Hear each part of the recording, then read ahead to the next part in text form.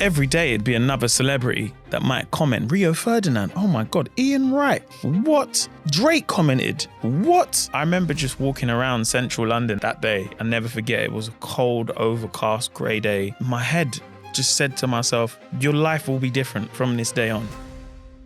You had just won a BAFTA. I was watching your speech and you said, this moment means so much to me because in 2017, when I got offered a show, my mental health wasn't in the best place. Comedy comes from the pain and the tragedy of life. No one wants to hear about the good stuff happening. Can you describe for people that chapter of your life? I'm talking like the lowest of the lows, boy. Like I'm borrowing money from like money lenders where the APR is like 4,600%. It was a horrible feeling. Today's guest is Mo Gilligan, and let me say this. From the moment we recorded this episode, I've wanted to share it with you guys. I found out about Mo in 2016. I'm at university, and one of my friends showed me this viral skit that Mo had made, and it was hilarious. And so I started following him from there. And from that moment, Mo has had his own award-winning television show, a sold-out world comedy tour, 2 Netflix specials, millions of followers, even featured in movies.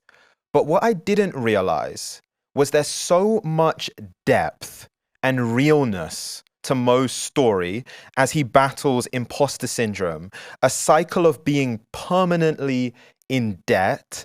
And there's even one moment in this episode, and it stood out to me even sitting here now, is when Mo shares that at that moment of his success, he actually felt the most lost that he's ever felt in his career. And so really what we do in this episode is we take you behind the curtain, we take you behind the scenes so that you can understand and see the story of how one of the UK's biggest comedians became who he became. And so you know what? I'm not even going to share anything more. Let's just get into it. You're listening to The Callum Johnson Show. On that subway journey, I was like, where do I want to start this conversation? And my mind went in so many different directions. And, you know, just being aware of like what you've done. Yeah. Whether it's the 2 Netflix specials, whether it's the BAFTA award-winning TV show, whether it's the book, whether it's the sold-out world tour, which you're on right now. Yeah, man. Yeah. I guess given that we're filming this in New York, it's only right that I start with this, which is this moment that you're in right now. Does it feel surreal to you, knowing where you came from, knowing where you started? Does this feel surreal? That's a great question, actually. It's a lovely question, actually. There are parts of it that can become very surreal that I have to make sure I don't normalize. Yesterday, I was in the lift and A$AP Rocky was in the lift. And I'm like, bruh, that's a full A$AP in the lift. Do you know what I mean? So those moments are still like, you know, when we're traveling, especially when we're on tour, we have to travel and you get in your bags, you got to put your bag up and in your seat and then you're checking in and you're checking out. Like it gets very chaotic. You're on like 100 miles an hour. But there are moments where yesterday, just being in a lift with A$AP Rocky and just being like, that's crazy. Like, or just going and doing a show in places in America that I've only been for the first time, but there's 200 people that have come to see me in Houston, Orlando. So yeah, there are moments that are still surreal for me that I don't take for granted, but I try my best to really enjoy myself in those moments. Do you know what I mean? Like I never go to a show, you know, whether it's at home or abroad, and I'm just like, okay, how many people are coming? You know, it's like, look, if 200 people out of 1,000 came, it's cool. That's, you know, I know that my career wouldn't stop after that show. Do you know what I mean? It's just, all right, cool. Maybe got to work a bit harder to push the shows or, you know. But yeah, it is still massively surreal. The rooms I get to be in and the people I get to meet and the experiences I get to have, I never take them for granted. I try my best probably now more than ever to try to live in the present. It's so hard to do. Do you know what I mean? I hear so many athletes and actors and they're like, yeah, it's all about being in the present. I didn't understand it, but now I try my best to understand like what the present really is. Do you know what I mean? You know? I can tell that even from speaking with you. I can feel it, that you're in this present moment. Oh, thank you, man. Thank you. And you mentioned that point of like there's certain rooms that you're in and it's like surreal being in those rooms and seeing the people that you're seeing. Yeah, yeah. I'm curious just to give people that insight, that window into your life. When is the last time you were in a room? Maybe who were some of the people in that room where you were like, coming from where I come from, South London, it's insane to me that I'm in this moment. I think that the last time I had that as a like where I kind of in myself, I was like, not like almost like an out of body experience was when I last year, May, I had a show at, in LA. They had a Netflix festival. So we had LA as one of the tour dates and they had this Netflix brunch for comics to come. And, you get publicists and they're like, you're on the list and you go there and you're like, cool. And then you kind of turn up and you're like, oh, I just thought there would be loads of people here. Do you know what I mean? Loads of comedians, but it's not. You get there and it was like a small garden and, you walk in and Dave Chapelle's there, Kevin Hart's there. I see some comics from the UK that was there, which was Jimmy Carr and Mike Epps. And I'm just like, oh, rah. I used to watch these people on Def Comedy Jams and I still go to some of their shows. And that was one of the moments where I was like, oh my God, look at the company I'm around, but also realizing in that moment, as much as I have that imposter syndrome, I'm like, no, I'm meant to be here as well. I've earned my spot to be here. It's not like I've just won a competition and it's a day out. I'm meant to be in this place, in the room with some of these people.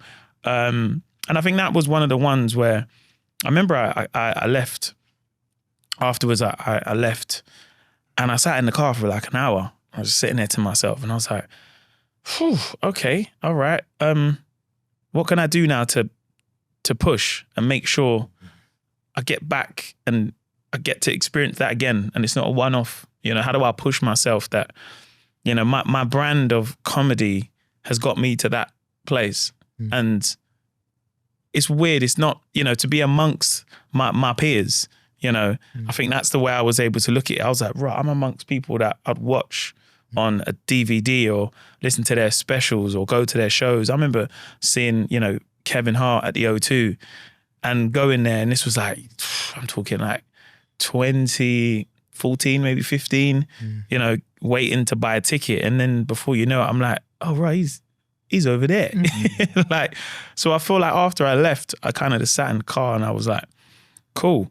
And I started, being strategic of like what I want to do next, what barriers I want to break, things I want to do, all in that moment of sitting in the car. I literally called my manager and I was like, we should do the final show at the O2 on this tour.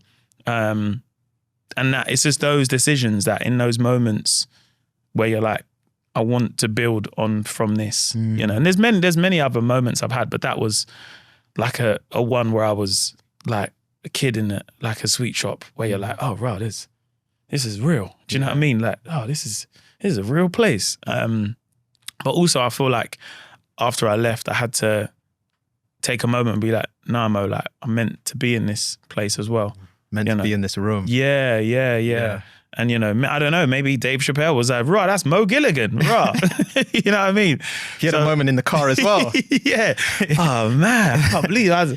So, yeah, man, I have to make sure once I get into certain spaces or I have achievements, it's like, no, this is meant to happen. I've done the groundwork now and this is me. Like when I'm into, like, I like planting stuff, right? Gardening and stuff. But it's that moment where you're like, cool, I'm finally enjoying the fruits of my labor. Do you know what I mean? Like I'm growing the cucumber, but now I'm like, cool, I'm getting to experience it and eat it in a sandwich as well as just grow it. You know what I mean? So yeah. I think one of the things, because even with this show, and it's surreal to me, we just passed 3 years of doing the show. We've done over 100 episodes and every guest that we've had has such a special story and accomplishments, and you're obviously well within that. And one of the things that I just love to see is that it's just that perpetual drive and that hunger. Oh, thank you. Even when you reach certain milestones, there's still that desire to go one step forward. And you see it with people that are just great at their craft.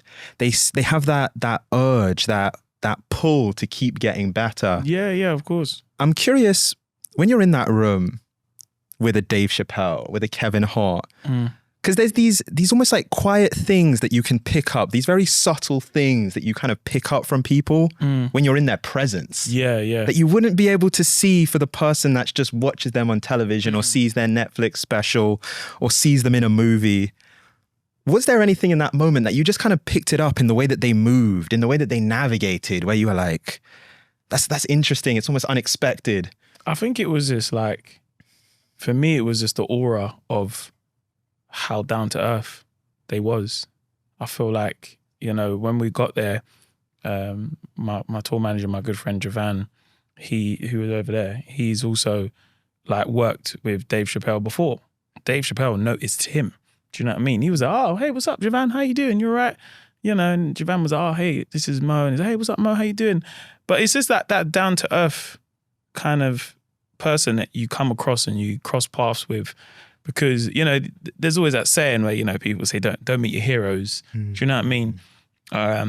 But yeah, I feel like that's probably what I picked up of like how down to earth he was, how he gave everyone his time. And in that space, he's one of the biggest comics in the world. Do you know what I mean? Everyone wants to talk to him. They want to, whether they take a picture, and just seeing how he gave everyone his time. But also, I like what I've picked up on, like he does shows and he brings comics on that he likes, and people that are up and coming, people that are legends within their field and haven't got their chance of having the limelight.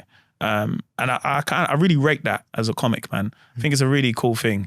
On this circuit, we all know what it's like to jump on stage and do the thing, but no one understands until you've kind of got off the stage how hard it was to write the joke, to complete it, to maybe have the callback that might only happen on that show. And I think that's where comics come together. Like there are times where it can be a competitive sport because you're like, I want to be the best, like, but cool. But, and also knowing that you're like, for you to have a good show, I need to have a good show too. No comic wants to watch a comic bomb so you can smash it. Like I always want to see a comic smash because I'm like, cool, if they're vibing, it's going to be great for me if I go on, and the way that I've seen him, especially when he comes to the UK and he's brought out, UK comics, I feel like it's really testament to the craft, you know what I mean, of someone of that status. I think it's something I've always picked up on, and I've got to meet him twice now. And I really appreciate that part of comedy that, someone can do, You know what was one of the really interesting things, even as I was preparing for this episode, is your story is almost like a roller coaster. Oh, thanks, bruv. And there's so many, there's the high points, there's the low points, there's so many things that you've experienced. And so one of the things that I love to do, it gives me so much pleasure, is give people that full context and really get to understand you and the person that you are and this journey that you've been on. And so on that point, if we wanted to go back to your formative years, your early years, what are the experiences, the stories of Mo that I would need to be aware of in your childhood, in those kind of really early years, in order to understand the person that you are today? Yeah, I think for me it was school. I struggled. I was dyslexic, so it was easier to talk to kids and be funny and be the class clown than it was to do the work, because that was a way to like deflect. I was struggling sometimes with some work, and then there was some work I just didn't have any interest in, but I would also apply myself to the lessons that I really liked and I loved. I loved science. The minute we got to do something practical, I was like, right, we're burning magnesium. Hey, this is going to be the best lesson ever. So I feel like I always knew that like I was funny. I was able to do performing arts and theatre production and in school at a young age and really express myself. I grew up watching people like Eddie Murphy, Jim Carrey, Robin Williams. Like that was my first taste of comedy, seeing these comedic actors. And then weirdly, until I got a little bit older and I started doing stand-up, realizing that they were just comedians before. I didn't know this. I was like, well, I've just, you know, I like Beverly Hills Cop, like, and then realizing that Eddie Murphy is this huge comic.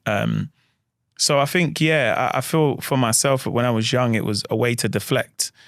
And I felt like as the older I got, I was able to apply myself in this craft of whether it be performing arts, anything practical, but anything theory-based, you got to write. I was like, back to square one, you know. And yeah, you know, in school, I would be the person that would be at the side of the football pitch or the back of the bus making everyone laugh. Yeah.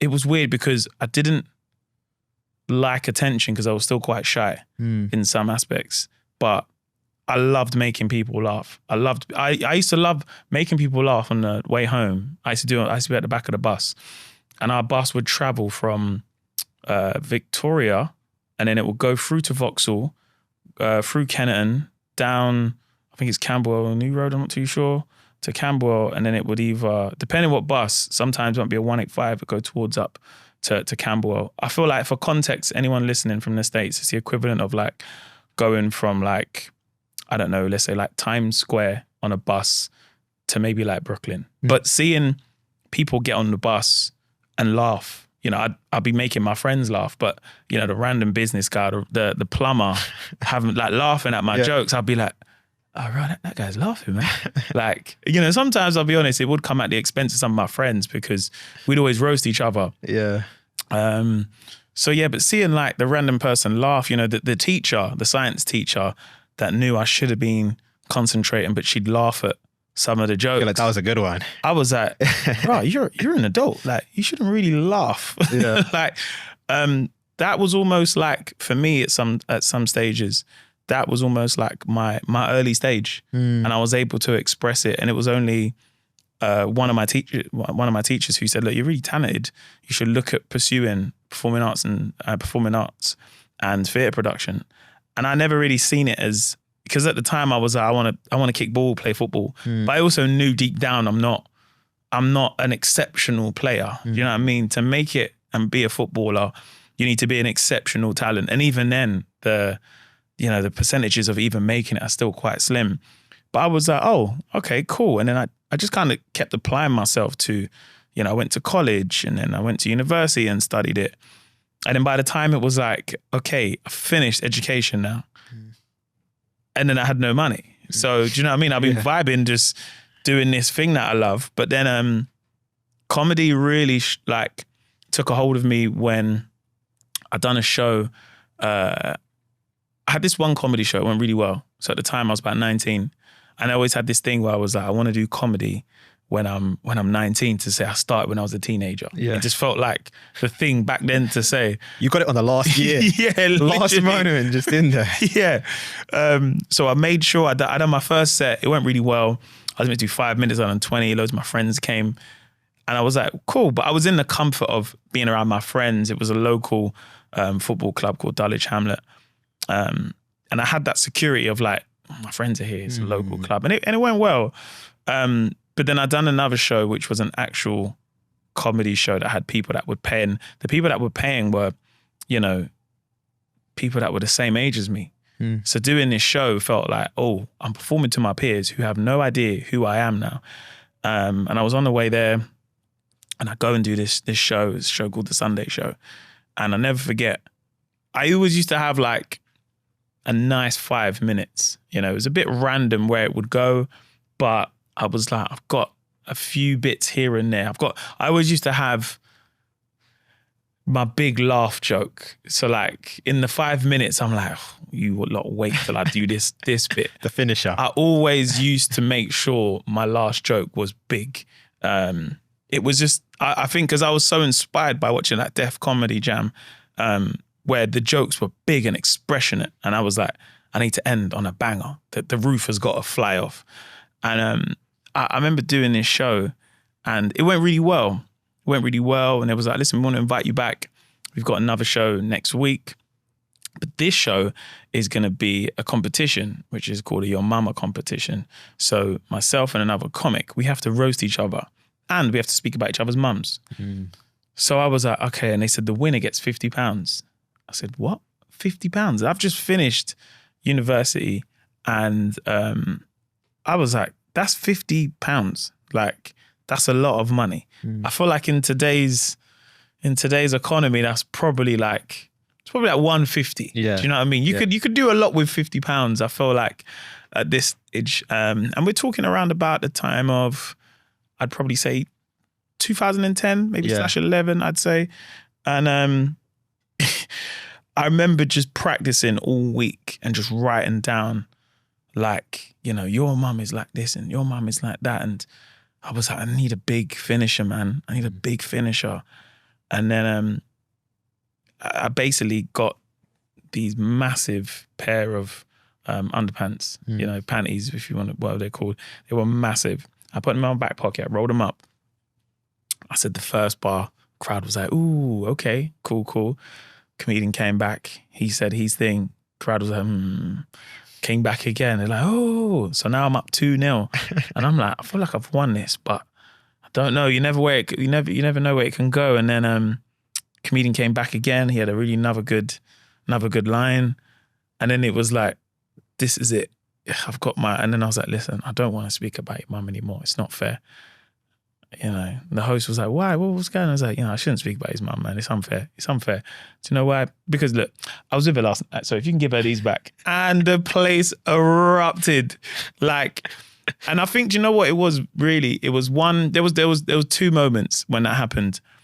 It was the acceptance of this unknown crowd that took to me. And I was like, wow, this is insane. These people don't know me. And, you know, afterwards, the show, people was like, hey, bro, like, and because these are my peers as well. This isn't this is an audience of people that are similar age to me, from the same background, predominantly a black audience as well. You know, I'm leaving the show and people are like, hey, bro, like, you smashed it today, man. Yeah.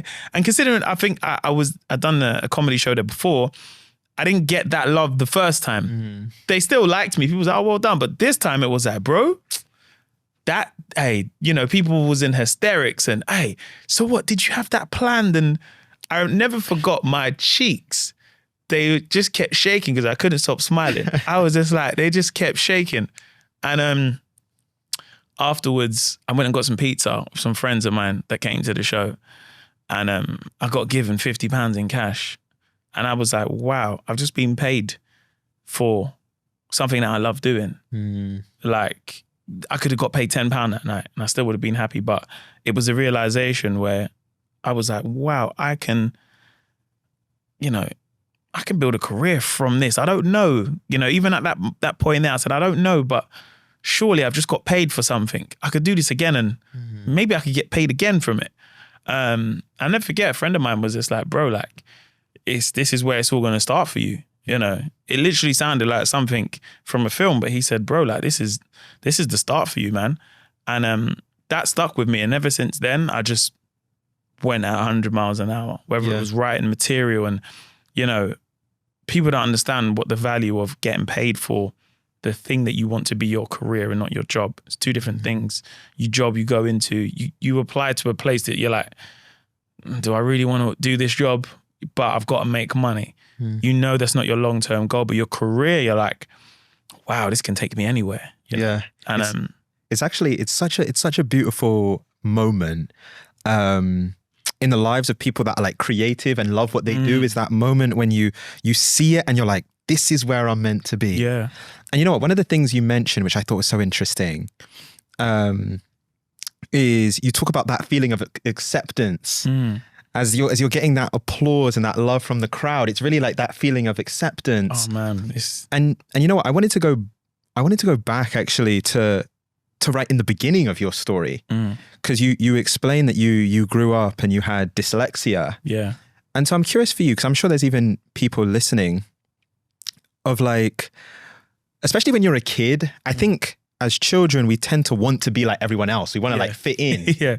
And so it's almost like you talk about that moment in the crowd when you feel that acceptance. The opposite of that in the way is almost like having dyslexia and feeling like different from other kids growing up. Yeah. Like, talk to me about those moments growing up and feeling that almost like you're different from the group, that like the effects of the dyslexia. Okay, quick break. If you're listening to this episode and itching to start a business, the sponsor of today's episode, Shopify, is going to help you do just that. Shopify is a commerce platform that allows you to start a business that can sell anywhere. Let me explain more of what I mean. One of the guests we're trying to get on the show at the moment is Ben Francis. Ben is the man that started Gymshark, the athleisure brand.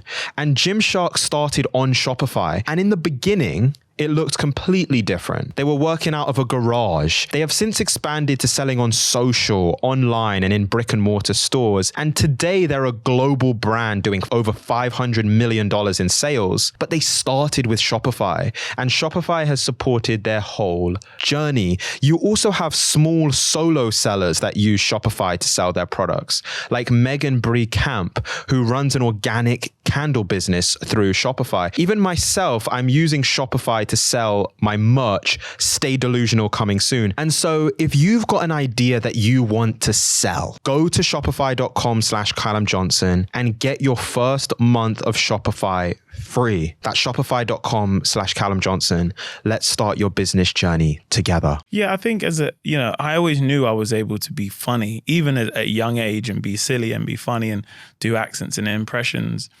But then the realization that like at a young age, I would struggle with my work and then be put on a table with everyone else that was struggling. It almost was like, I remember I had this one teacher and she would often sit me with some of the really smart kids.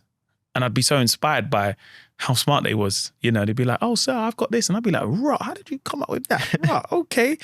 And just some of the things that they would say where they'd be like, oh, how they was interested in countries and continents. And then I remember sitting on that table, I would be like, okay, I want to learn about countries. I want to know what continents are. I want to know where that flag's from, because they had such a thirst for knowledge and education. And it's not to say that the table that my teacher then put me on with the other kids that were struggling didn't, but it was almost like we got cast away. And it's almost like, you ever watch Toy Story where Andy puts the old toys in the back and he's like, yeah, listen, let's put them toys at the back. Yeah. And it did it. Honestly, it felt like that. That's the analogy I could give you. It felt like you kind of got cast away because it's like, yeah. And, we had some teachers in primary school that would go out of their way and would help some of the teachers, some of the children that were struggling. But when it goes back to, learning and, you put up your hand and it's like, let me just try. I think I know it. And the teacher look at you and go, yeah. And you're like, and then they say the thing that I was like, oh, so I was right then. It's like, I just wanted the chance to prove. So then when the next, question comes that you're like, I'm not going to put my hand up because I got it right last time and I didn't get picked. And I feel like that can happen at a young age where we have to it's okay to be wrong. Do you know what I mean? Like if young kids who are struggling, might have learning difficulties, they might be dyslexic. It's okay to be wrong and get the answer wrong. Do you know what I mean? But it's not okay to just say, yeah. And, because you got to look at it once you get older, you're like, right, you're an adult. That was just, it's different if you was my age, do you know what I mean, at the time, but you was an adult. So I feel like that's why it's easier to shy away. And when you do get the acceptance, so when I did get the acceptance of making people laugh, I was like, okay, cool. This is my time of asking the question, right? Do you know what I mean? Everyone's listening to me and laughing and I've got everyone's attention. But when it came to the educational side and you're struggling, but you might know, but you don't know, and you lose confidence in that. So you just want to like, almost, especially being dyslexic, you're like, cool, let's not bring this person out. Do you know what I mean? Let's put it back in the genie and in the bottle and just hide it away, Did that light a fire? I'm curious, like even that when maybe not at the time you were aware of it, but reflecting on it now, that feeling of like being a kid and being skipped over because of something that was completely out of your control. Did that light a fire in you? I wouldn't say it lit a fire. I think as I got older though, I just managed to own it. And I feel like what I started to discover with comedy, I can own my narrative. So I can talk about being dyslexic. I can talk about the good things about it and the bits about it that are bad and where I have struggled in my life. But then it all comes with humor. you know. So I feel like that's what I'm able to do, is own my narrative. I feel like that's the beautiful thing with comedy. Once you get to write a special, or, you know, you have parts of material and you're like, okay, I've got a nice 5-10. You're like, I've got this bit. Because comedy comes from, you know, the pain and the tragedy of life. You know what I mean? No one wants to hear about the good stuff happening. They're like, cool, like, tell me when life was bad. And because that's how a lot of us comics can make the best of our material. So, yeah, I think I was always able to, like, you know, piece stuff together and write about my story, who I am, where I'm from, and also have people connect to it and say, oh, you know, like, I'm dyslexic. I like that material bit you done because that was me in class, you know, when you had to read out in front of everyone and you feel nervous. And yeah, all of those moments has a part of, you know, it's like it has my past that was like boxed up at one stage. But now me as the adult is like, okay, cool, let's put this puzzle together and figure it out now, you know. Yeah. It's actually interesting that idea. And I actually think it's like a really valuable lesson of like, there is beauty and value that can come from owning your pain. Oh yeah, of course. Of course. It's the best way to own it. And also sometimes address your own demons sometimes, you know, like we all struggle with something. So, you know, you hear musicians talk about, you know, a breakup they had or a time that they didn't feel their best, and they can write their best music at times. Do you know what I mean? Because people can relate to it. It's not that people can't relate to joy, but I feel people then can especially identify with someone in the public eye that, again, it might feel like, you know, you're here and the other person is way up there and having success. But again, you know, you can have all the money in the world and still be depressed. Do you know what I mean? And I feel like someone's going to relate more to that, and they can, oh, okay, all right, cool. I want to hear your album now. You know what I mean? It's like this process of understanding your own experience and then being able to translate into that into the craft. You know what? I thought it's so interesting. You mentioned like the pain and tragedy, and like actually the best comedy comes from that. And it reminded me, a few years ago, I read Will Smith's book. Okay. And one of the things that he talks about, because like, for me, obviously Will Smith's been in incredible movies and he's done so many things, and the music. But I remember Will Smith the most from Fresh Prince of Bel-Air. Yeah, same. Just being like the funny guy on Fresh Prince, like always having the joke. Yeah. And one of the things that he writes in his book is like, and it kind of reminded me even the way that you were speaking. He said that comedy and humor for him growing up was like deflection. Like if there was like a tense moment, or there was a tense moment in his house, or like with his mom and his dad, he would start telling jokes, because he was like, if I can get people laughing, then it would just like, it will bring down the temperature.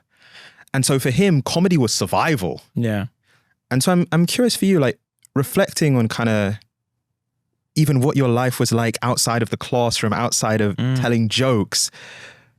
Is there a sense of that in your story, of like comedy being deflection, of humor just like bringing the temperature down kind of in your life? Yeah, I think, look, when I grew up, we didn't have a lot of money.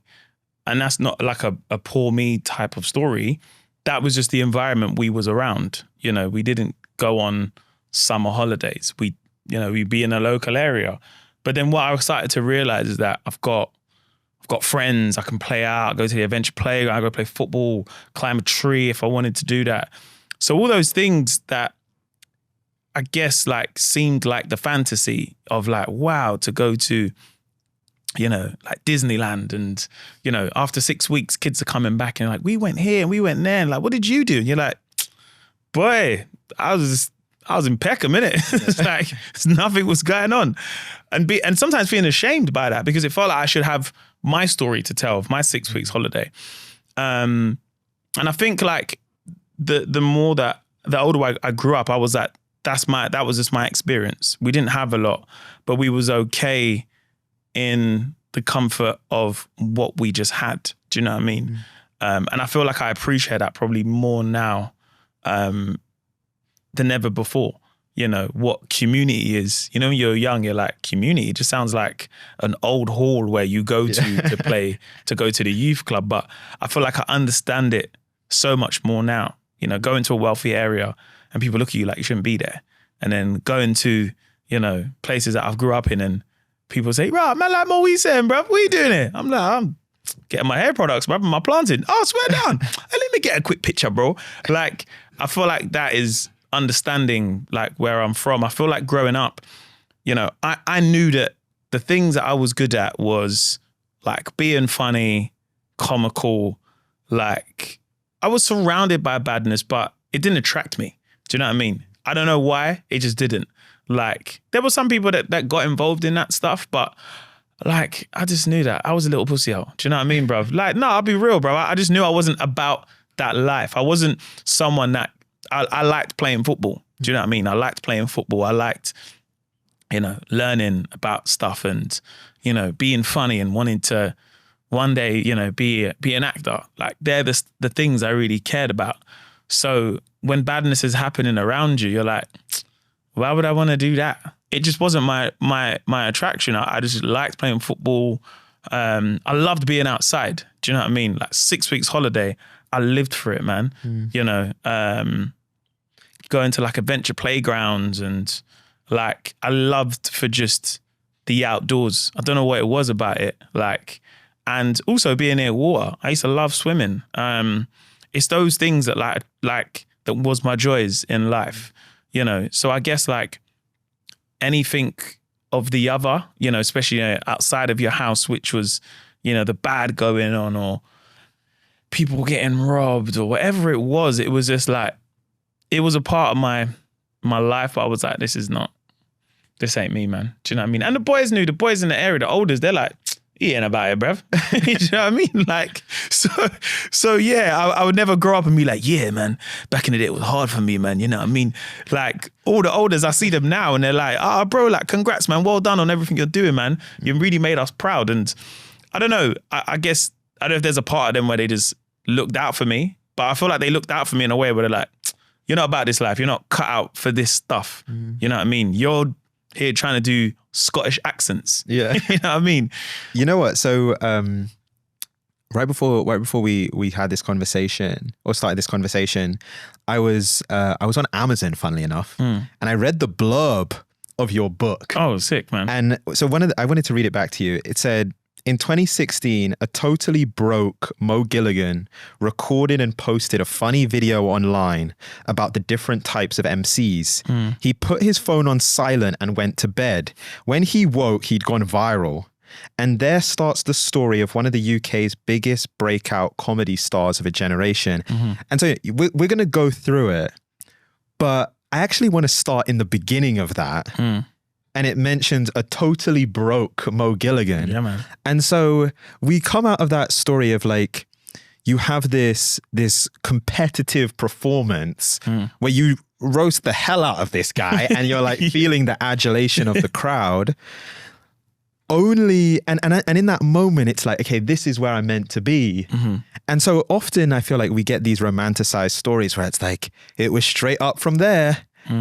In your reality, it was like, no, totally broke. Yeah, man. Can you describe for people that chapter of your life, that lengthy chapter? Yeah, man. Like, when I mean like broke, I'm talking like the lowest of the lows, boy. Like I'm borrowing money from like money lenders where the APR is like 4,600%. Do you know what I mean? Yeah.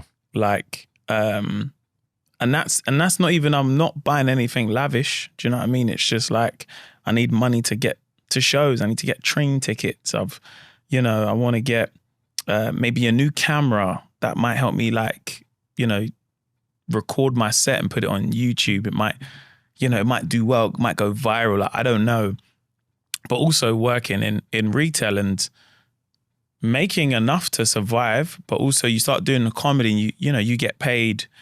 And at the end of the gig, they're like, yeah, you need to send us an invoice because we don't have cash. And you're like, I've just spent my last £100 on getting a train ticket, return.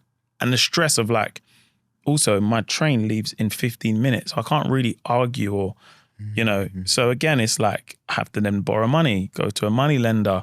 You know, I didn't have parents that had money that they could just borrow me like at free will. You know what I mean? But yeah, definitely like the lowest of the lowest in terms of financial freedoms as such. Like, yeah, that was like the hardest part for me, because going and doing stand-up on the weekend felt like cool. Love doing this. People clapping, cheering afterwards. Can I get a picture, mate? Where can I get you? Are you on Facebook or Instagram? That felt amazing. And then getting an envelope and it's got £40 and you're like, cool, I'll pay my phone bill with this. And look, there's people that have been in much worse situations. I was lucky enough that I was still being able to live at my mum's house. But yeah, it was a horrible feeling, because whenever you get money, you have to pay off a debt. And then I started borrowing money from other lenders to pay off other debts. Then I got a credit card. And also I'm like, how did I even get a credit card? How did it, do you know what I mean? And you can see how I was able to experience how you go down this spiral of debt at such a young age. But then I think the thing that kept me going was stand-up comedy. I just get to perform and, jump on a show on a Saturday, Friday. Nobody knew who I was. I'm walking amongst the crowd when I get there. People are like, who's this guy, bruv? And then I'd wait in the wings, and I'd always, to this day, I wait until I hear my name.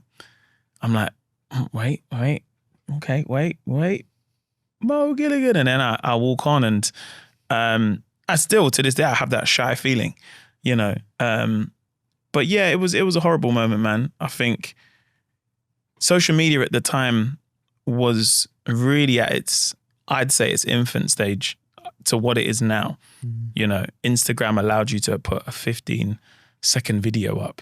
And one of the videos I put up was a collage. So what's it? When you do like a dump now where you can swipe. Yeah. So I'd done a series of videos, which was different types of MCs.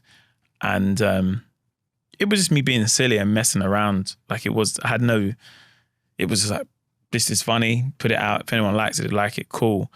And then I actually went to the cinema, put my phone on airplane mode.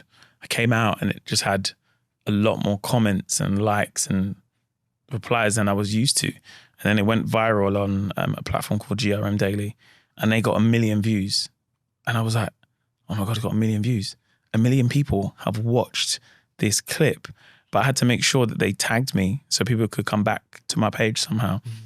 And that was the start. It was like, oh, this thing works. Let's try it again. It's working, try it again. And just the record amount of people that started following me during this time was every day it'd be another celebrity that might comment. Rio Ferdinand, oh my God, Ian Wright, what? Drake commented, what? Okay, my friends would tell me before someone would comment. My friends are like, bro, do you know who just commented? I'm like, who? So Solid Crew. I said, are you serious? And it just kept growing and growing, and people say, oh, can you do comedy at this thing? We've got this event. And leaving retail at the time, still being in debt and being like, something's going to happen. I don't know what's going to happen for me, but I need to be able to, at the drop of a hat, go to an opportunity. And I remember leaving retail with I had a bit of money, but not enough that was going to last me longer than 2 months. Do you know what I mean? There's more inquiries. Hey, we want you to do our university show and do comedy. Like, cool. Then it falls down. But then again, my socials are growing. And then the big check came after we'd been on tour for a year. But during that first year, it was just go to a brand and they're like, oh, we want you to come and do this thing and come to the store and we're going to give you some free clothes. And where I come from, that's a big deal, man. What? Free clothes? Oh my God, we're going to get free tracksuits and trainers. Yes. And then my manager said to me, and I was with my manager before any of the success happened. And she was just like, I'll never forget, she said to me, she goes, it's cool they give you free clothes, but it doesn't cost them anything. So they're paying you in their own product that doesn't cost them anything. And I was like, rah. you know, it just felt like I was being lied to. You know what I mean? Like, Could have been tricked. yeah, it's like going, it's like, oh, hey, are you thirsty? Have some water, man. Oh, great. Thank you so much, man. Cool. Like, can I have some money from this water? You know, you guys want me here? Nah, man, but have some more, man. You're like, It's an empty calorie. this is your well. It doesn't Yeah. cost nothing, man. So, yeah, I think that was the realization where it was cool to go to any of these events and, you know, they give you free product, but also realizing you're like, well, I'm a brand now. You know, I have a sense of value that they want me to be associated with them. But if they're not paying me, why would I do the thing? Why would I go to the office and get the free clothes? And, you know, sometimes people can say, well, you know, you make the connection and it's the long game. But at a time where I didn't have any money, it just didn't feel like it made sense, you know, and understanding that I was a brand early on helped me a lot because I was like, cool, I'm a brand. I have to, you know, if I'm going to this event and they're like, cool, we need to do some social, you know, because they'll say to you, like, hey man, this is a social media thing. Can you do this for us? And you can, you know, it's okay to say, I'm okay, man. Thank you so much, man. I just come to support the event. You guys invited me here, but I'm not working today, you know, and being okay, you know, with that, because you're like, well, you know, they're going to put down their social media and I'm a brand. I'm a brand in some ways. So knowing that stuff early on let me know my self-worth a lot, you know. Your power. Yeah, and also it's like, you know, when you do get your first big check, it's great because you get to buy anything you ever wanted, you know. And then another check comes in and you're like, all right, cool, this is sweet. This might stop though, you know.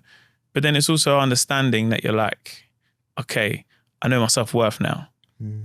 So if I've just done this one job and got a check from this one and another one, I don't need to accept every check that comes my way. It's okay to say no. And I feel like that was also the thing that helped me the most, you know, understanding that I'm a brand and I'm a person and there's things I care about and things I don't care about. But also, most importantly, it's like my self-worth. No, thank you. Thank you, you know, for the opportunity, you know, say thank you. Thank you so much for considering me. That's very kind. But where I am in my career right now, I don't think this is right for me. There's probably someone who's going to want this a bit more than I do. Yeah. You know what? It's like the power of seeing your self-worth. It's like it's a special thing. And you know, there was something that you said that I know from my own story. It was it felt crazy to me at the time. But it was a big moment, and I sensed it in your story as well, which is you have this video that goes viral, and you mentioned some of the names that are like, and you had several videos that went viral. Oh yeah. And you're getting, you know, Drake's posting you on his Instagram, and like different celebrities and Stormzy and all of this stuff, right? And you're still actually at the time, it sounds like you're still working that retail job, Yeah, bro. and you make a decision. To do something that you really couldn't actually afford to do. Oh yeah, yeah. Can you just take me to that moment of like, and I think the word that comes to mind is faith. That faith of, I have no money right now, but I can see, and we kind of know what it's like, especially in like the Black community, to be like the comedian. Yeah. Like Yeah. Oh, that is really the thing that people are banking on. Yeah. And so can you just take me back to Mo Gilligan in that moment that you make that decision that you're going to leave your retail, you're going to leave your job, the thing that's paying your bills or your debts. Yeah. To go and pursue comedy where you do have some traction, but it's not paying. Oh no, it's not. It's definitely, there's no money. Take me back to that moment. Yeah. Well, I remember leaving my job via WhatsApp and an opportunity for to basically be a radio presenter had come about. And again, it wasn't paid. It was just like, we want to teach you how to be a radio presenter. We think you'd be really good. It was with BBC One Extra. And I was like, I never had any aspirations to be a radio presenter, but I know that that's a huge opportunity. And I asked if I could just change a shift around. Bearing in mind, I was only working like part-time. And I remember the manager at the time was like, no, you can't keep moving shifts around. You know, someone actually said like, it's okay, I will swap with you. But, you know, they just felt like I was just kind of working on my own terms a little bit, which is fair. You know, they have a business to run. I get that. But I just said, look, thanks so much, but cool. It's just probably isn't going to be for me, this job then, innit? And yeah, I just remember just leaving the WhatsApp group and I never went back. And I think a part of it was I just knew my power. And I knew my power in a sense of I've been able to make videos in my bedroom of different types of police officers, different types of, I don't know, teachers. It might be a sketch of a geezer, a grime MC. And these videos are getting shared around and they're doing something, you know, but they're doing something that I didn't even know was even possible. You know, it's great if you get a celebrity that likes it, but seeing a video get 1 million views is like, that's not a fluke. And then it happens again. You're like, no, I didn't get lucky. I started to know what my power was. And what I mean by that, I was like, if I put in that same work that made those videos maybe go viral, and, you know, I was like making videos before I'd start work and I'd cut the videos and I'd edit it. And then I'd purposely have the videos in drafts and then put them out when the store would close. I used to hide in the stock, not in stock room, in the change room, because then there'd be a camera, but it'll be under, so it'd be on the level, on the basement level basically. Put my phone out and get signal and then put the video out. And then we leave the work, we leave Levi at 9 o'clock, put the rubbish out, and then I checked to see how it was doing. And every video I was doing, it was doing well. Do you know what I mean? It was always doing well. So I kind of knew my power. And I just said to myself, if I can keep applying myself, but times this by 10, you know, do some videos, write some stand-up, work on my 5 minutes a bit better, work on my 10 minutes and go to some of the clubs, the Top Secrets, the Up the Creeks, Angel Comedy Clubs, and just grind. It's going to get somewhere because I have a level of power. You know, it wasn't a fluke. I didn't accidentally say something on the street and it worked. And people was like, whoa, you're famous now. It was like, no, like I had this vision for a video and someone liked it enough that they wanted to repost it. So I feel like that's what it always goes back to. I just knew my power that I could make something from this. And it was a gamble of like, you know, I'm going to leave retail. I didn't know though I could get another retail job. I was like, I can get these jobs now. I know how to talk in these interviews now. So I was like, I can go back to retail. But yeah, I just knew the power of what I was doing and the traction I was gaining. I was like, I need to keep building on this. And I can't, you know, it's like a car that is like going so fast and it's overtaking everyone. But you're like, listen, when that bend comes, boy, I just say we just floor it, you know, just see what happens, man. Yeah. And I feel like that's where I was in that early stage of my career. Yeah. Yeah. No, I love it. And I think it's like, I think what you said is actually really important, which is, I know people have a lot of fear because sometimes they have that inspiration, that vision that you mentioned, they have it. Of course. But it's like so hard to leave the job. And I remember when I left my job, my mum said this to me. She was like, because I was scared about it. I was like, man, I'm going to fuck up my career. Like, what the fuck? Like, how am I going to, what if this doesn't work out? She was like, you do know you can just go back. Like, you can just get another job. Like, it's not, I think when you're younger, it feels like the world's ending or something. Yeah, of course. But it's like, you could just go get the same thing like next year. But you know what? I want to, one of those videos, and the one, I think this is the one that Drake posted, Cockney guys when they see a bit of sun. Oh yes. And to be honest, you know what? Let me give you a bit of my personal story. That's the first video I saw from you. Oh, big ups, man. It was love. It was in our group chat, and it was like my friend showed it to me when I was at uni, and I remember just busting off. I'm like, this, you know what? Take everyone behind the scenes for a second. Like, what was the inspiration? Like, how did that whole video come about? So how the video happened is, I remember it was early spring and it was very sunny, but it wasn't hot. And I remember I used to have this Ralph Lauren polo and I had a Kangol flat cap. And the whole point of the joke was that when it's sunny, geezers are the first ones to put on their t-shirts and be like, bloody hell, it's lovely. It's like Jamaica. It's lovely. Julie, get a couple of cans, love. And that was just it. And it was really about showing how, like, in the UK, it'd be sunny, but it's not hot, but you've still got people they're out in a t-shirt. And the video done really well. And I was like, cool, I'll do another one. So this one, it was more, he gets a gift from his wife, which was a fictional character called Julie that I just made up. It was just the first name that just rolled off the tongue. And in this video, I'm wearing, which is the Ralph t-shirt and the flat cap. And I'm on my balcony and the sun's out. And then, it's like, it's lovely. It's like Barbados. It's lovely. And then you hear this voice go, hey, babes, I just got you a present. And it's like, oh, you got me a present, huh? You treating me. It's like, and then I'm playing like the streets music. And then it switches and the present is, he's got a string vest on. And it's like, what's this? A string vest? A vest made out of string?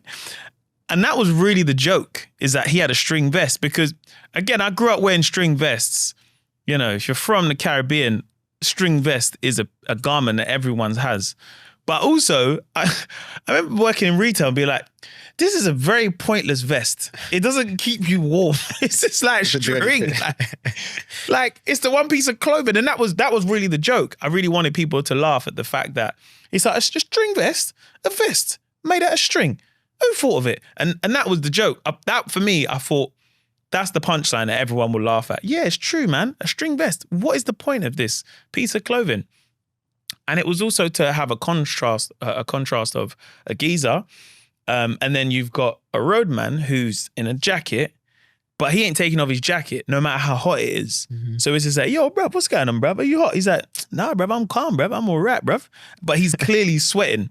And I used to the one thing I used to love doing, and I still do it to this day sometimes, is I love attention to detail with videos. So because I couldn't make myself hot because it wasn't actually hot, I put castor oil on my face and then I sprayed my face with water so it looked like sweat.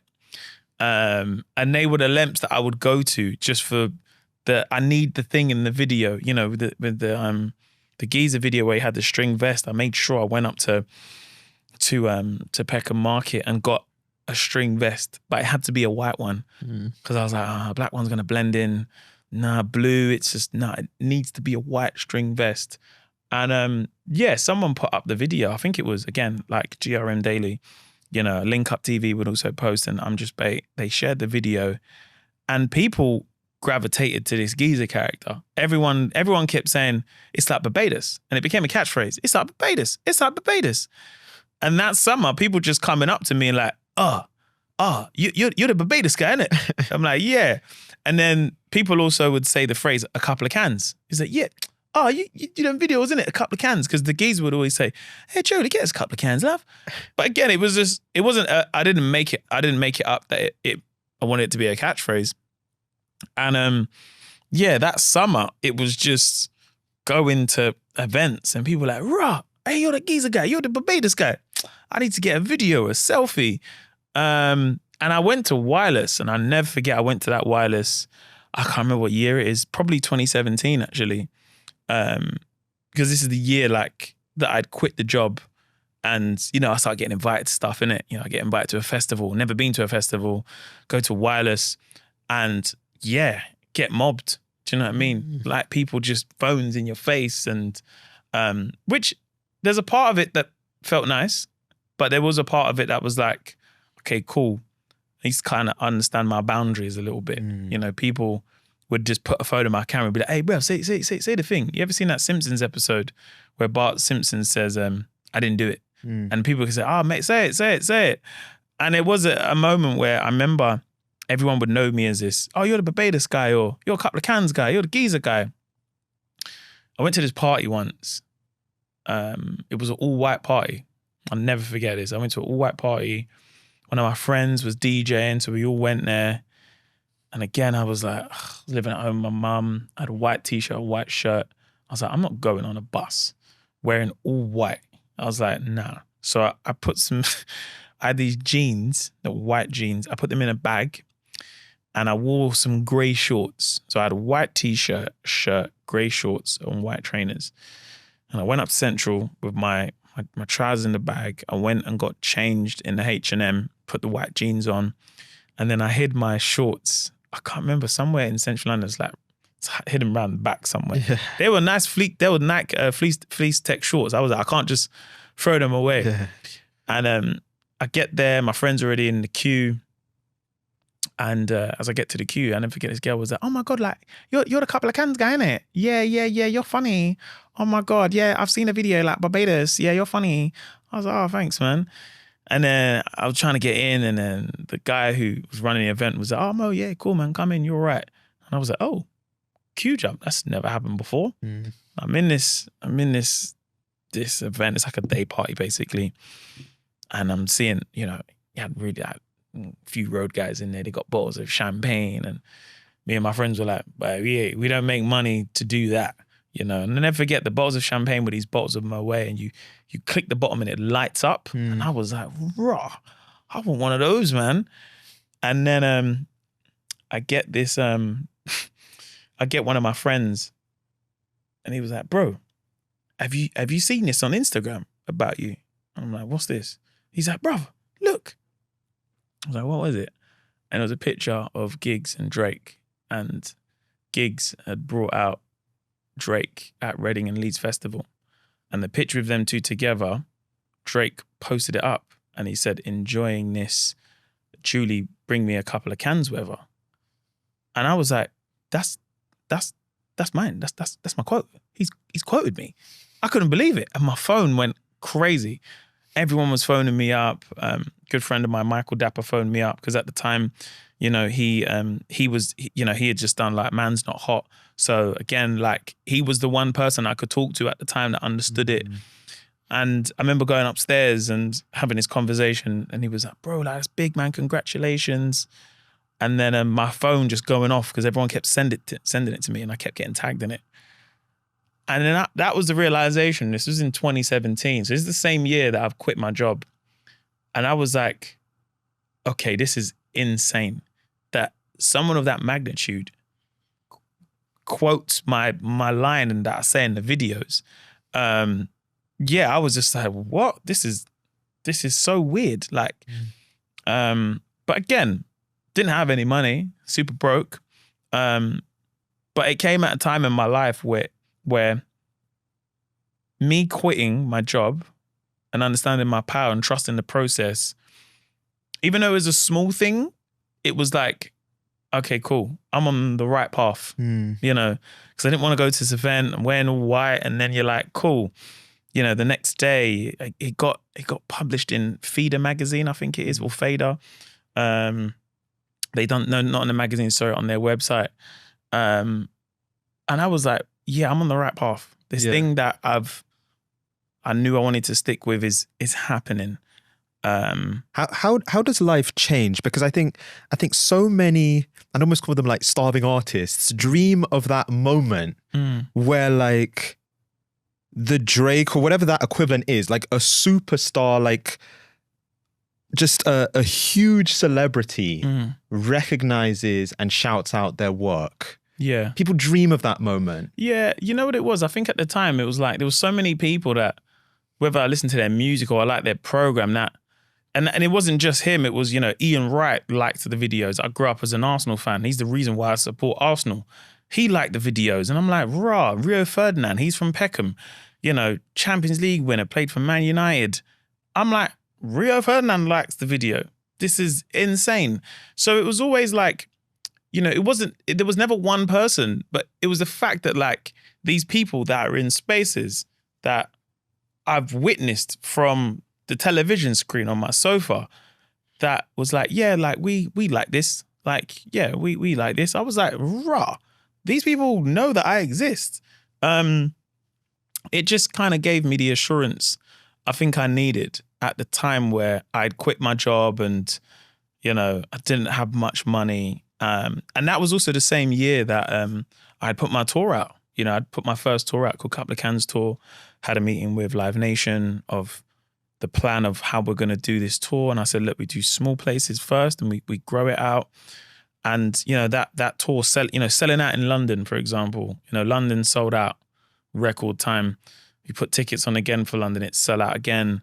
But then I was like, okay, this is cool. That's London, but got to go Manchester. Manchester sells out. Liverpool, Birmingham, Oxford, Cambridge. They're the things that, as I'm on this path, I'm like, okay, cool. This path I'm on the right direction. Everywhere I go, I'm keep getting more signs that I'm on the right way there. And, whether it's Drake shouting me out, Ian Wright, Rio Ferdinand, or seeing my tour sell out, it always gave me the assurance that I'm like, I'm doing the right thing. Yeah. Like, I might be a bit broke.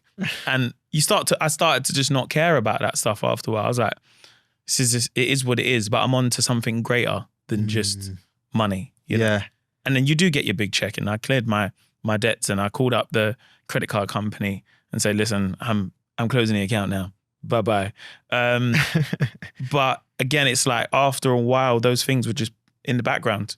Do you know what I mean? Yeah. It's like that little devil on your shoulder that keeps telling you, hey man, you're in debt. And you're like, bro, it's all right, bruv. Yeah. Don't worry, there's something much bigger coming. And asking God for it as well, asking God of like, this is what I want. And God saying, I'm going to give it to you. Like, but this is the route you need to go on and how it's going to happen and how it's going to work. Some things might happen straight away. Other things are going to take a long time, So yeah, I feel like sticking to that path was the only thing I could do at that time. You know what I mean? That tunnel vision. I want to, I was watching, you had just won a BAFTA. Oh yeah. And I was watching your speech, and you said this moment means so much to me because in 2017, when I got offered a show, my mental health wasn't in the best place. And Channel 4 brought me in at the time. Channel 4 is a network in the UK. Yes, yeah. Brought me in at the time where I was going to a lot of these meetings, and people would say, you're really good, but they wouldn't know what to do with me. And Channel 4 trusted me to bring Black boy joy to people's screens. I want to get into that because there's this moment where like just an observer seeing your journey, it feels like the accolades were coming, and it was like this TV show and this award, and it was like everything that you had dreamed of was coming, and we'll get into that. But I want to also talk, because I think sometimes there's such a focus on the success and the views and the virality and things going off and people starting to notice you. But there's something lurking in the background, and that's in 2017 when I got offered a show, my mental health wasn't in the best place. Yeah, so during that time where, I go to these like white parties and get invited to these things, my mental health was horrible because it was one where it's like, you're doing all of this. I know I'm on the right route, but just because I'm on the right route didn't mean I was enjoying the journey. Do you know what I mean? It's like, cool, this is the way the TomTom's telling you to go. But you're like, brother, we're stuck in traffic. I'm now late to where I want to get to. Be like, this is the only way to go. And I think that's the place of that I was in. And yeah, it was very hard because my mental health was horrible. I then got offered a television show at a time when my mental health was horrible. I had the check. The check had come. Didn't really know what to do with it. Just getting everything that I kind of just yearned for and wanted as a kid, being able to go into shops and be like, I can buy this thing now. What were some of the things you bought? Bruv, I went mad in Stone Island. Oh my God, man. They used to see me at least once a week. I was buying peach tracksuits, bruv. I had green tracksuits, grey, navy blue, black. Just going in these shops, and there was a sense of like validation as well, where like, I can be in here now and I can shop. Do you know what I mean? You belong.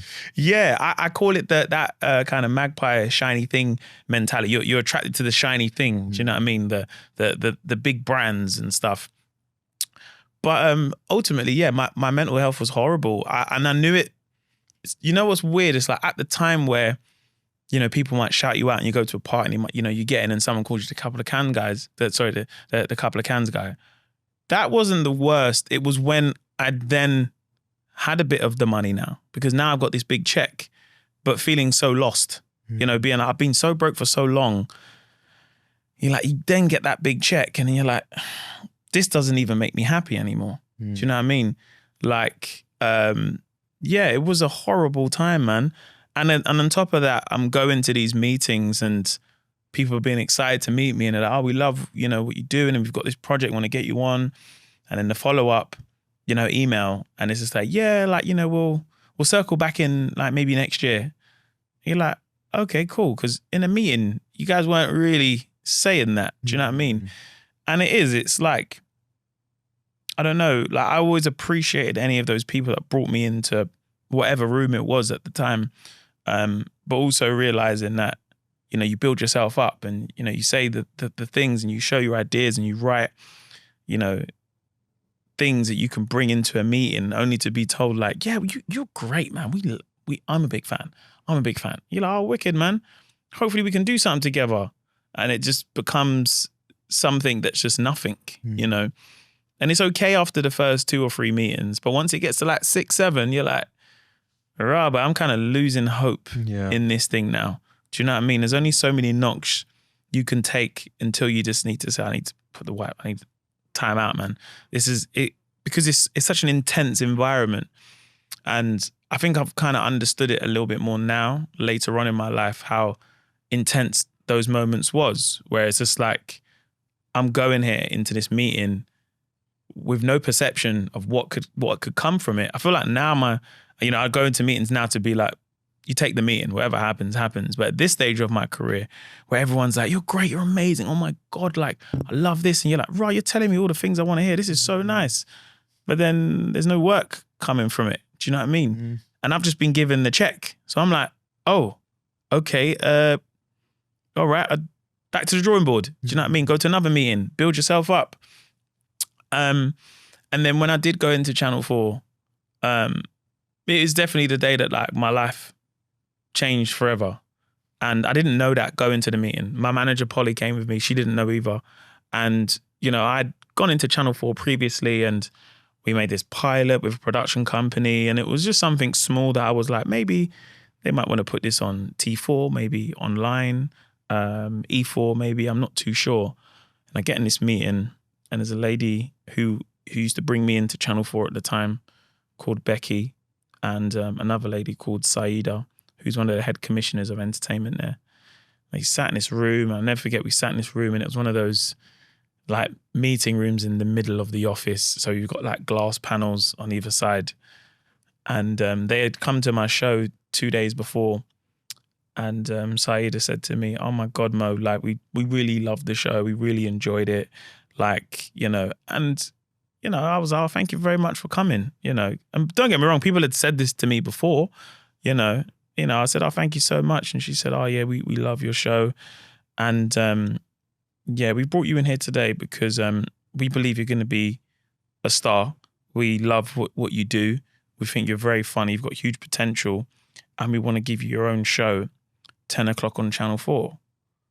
Bruv, my mind just exploded because I was like, this is the real deal now. I've had these meetings before and they're like, we love you and we've got this project and da-da-da. But I was like, this one felt different. This is different. There was no lead. No one led me on. Do you know what I mean? And I was like, the first words that came out of my mouth, I was like, oh shit. Because I knew, I was like, they're not bluffing. They're being real and sincere and they're going to give me a show. And then in the same meeting, they said, oh, we're also working on a show with Big Nasty. Now, your show will take a bit of time to get off the ground. We've got to do a pilot. But we love you to co-host on that. I said, what? In the same meeting, you've just offered me 2 shows off the back of coming to one of my comedy shows. And I couldn't believe it. I genuinely couldn't believe it. I walked out of the building, Channel 4, and my manager, Polly, hugged me. And I could tell she was shocked because she was like, hang on, you just given this boy 2 TV shows in the space of a meeting that no one knew about. Like we knew about the meeting, but we didn't know that they'd offer us a show. And again, it's like, oh, cool. So you're working on this show with Big Nasty. I hadn't even met Big Nasty at this point. Do you know what I mean? To be offered this opportunity. And I remember just walking around central London that day. I'll never forget. It was a cold, overcast, grey day. And I had my backpack that I used to always walk around.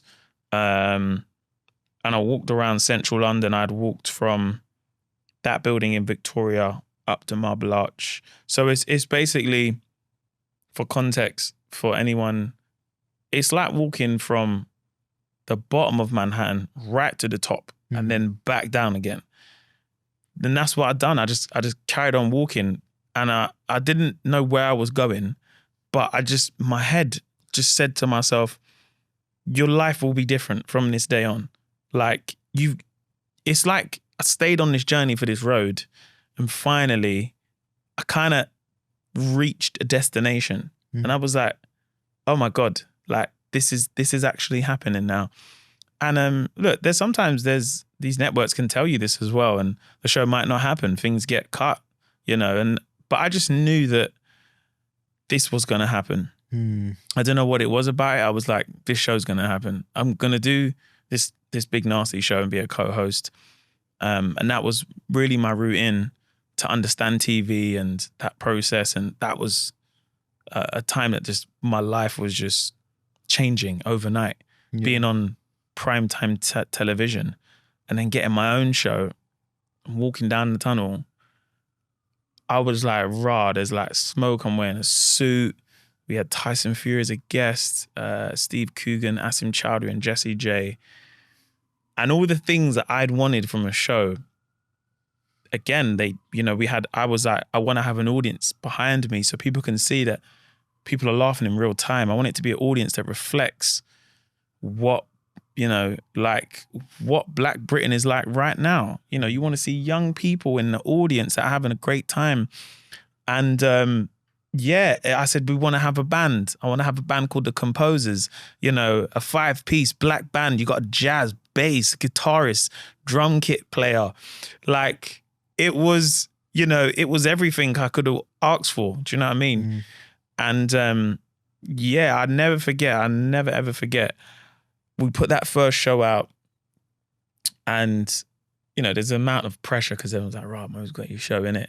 Checking Twitter, people liked it, some people didn't like it. I was like, cool. But then the next day I went to get breakfast, and this black woman come up to me and she was like, I really enjoyed your show last night, man. I'll be honest, I don't really let my boys stay up too late, but I needed to let them see someone like yourself on television. And she said, well done, bro. I could have cried that day, because it was like, fucking hell. Like that's what it's for. That's what you do it for. Do you know what I mean? And that was, I just knew from that, going into that room in that meeting, my life, how I knew it would never be the same, Yeah. No, that's so special. And I think, those are like I call them like watershed moments. Those moments which is like, it's almost like time slows down. Oh yeah, massive. It's like you're in that meeting, you're like, life just changed. Like everything up until this point and everything after is now different. Like there's been a shift. Yeah, from a sentence, like nothing was signed, but from a sentence and a level of trust, and I just knew my life would never be the same. And you know what? I've never had it to that degree. I have had it, and I remember even when we had the first episode of this show went viral, and we go from getting like 100 views a week to one episode getting 800,000, and then like, and I remember because you have these kind of like quiet personal moments, because after something like that happens, you're just like in the flow of it, right? You're just doing the thing, so you're present.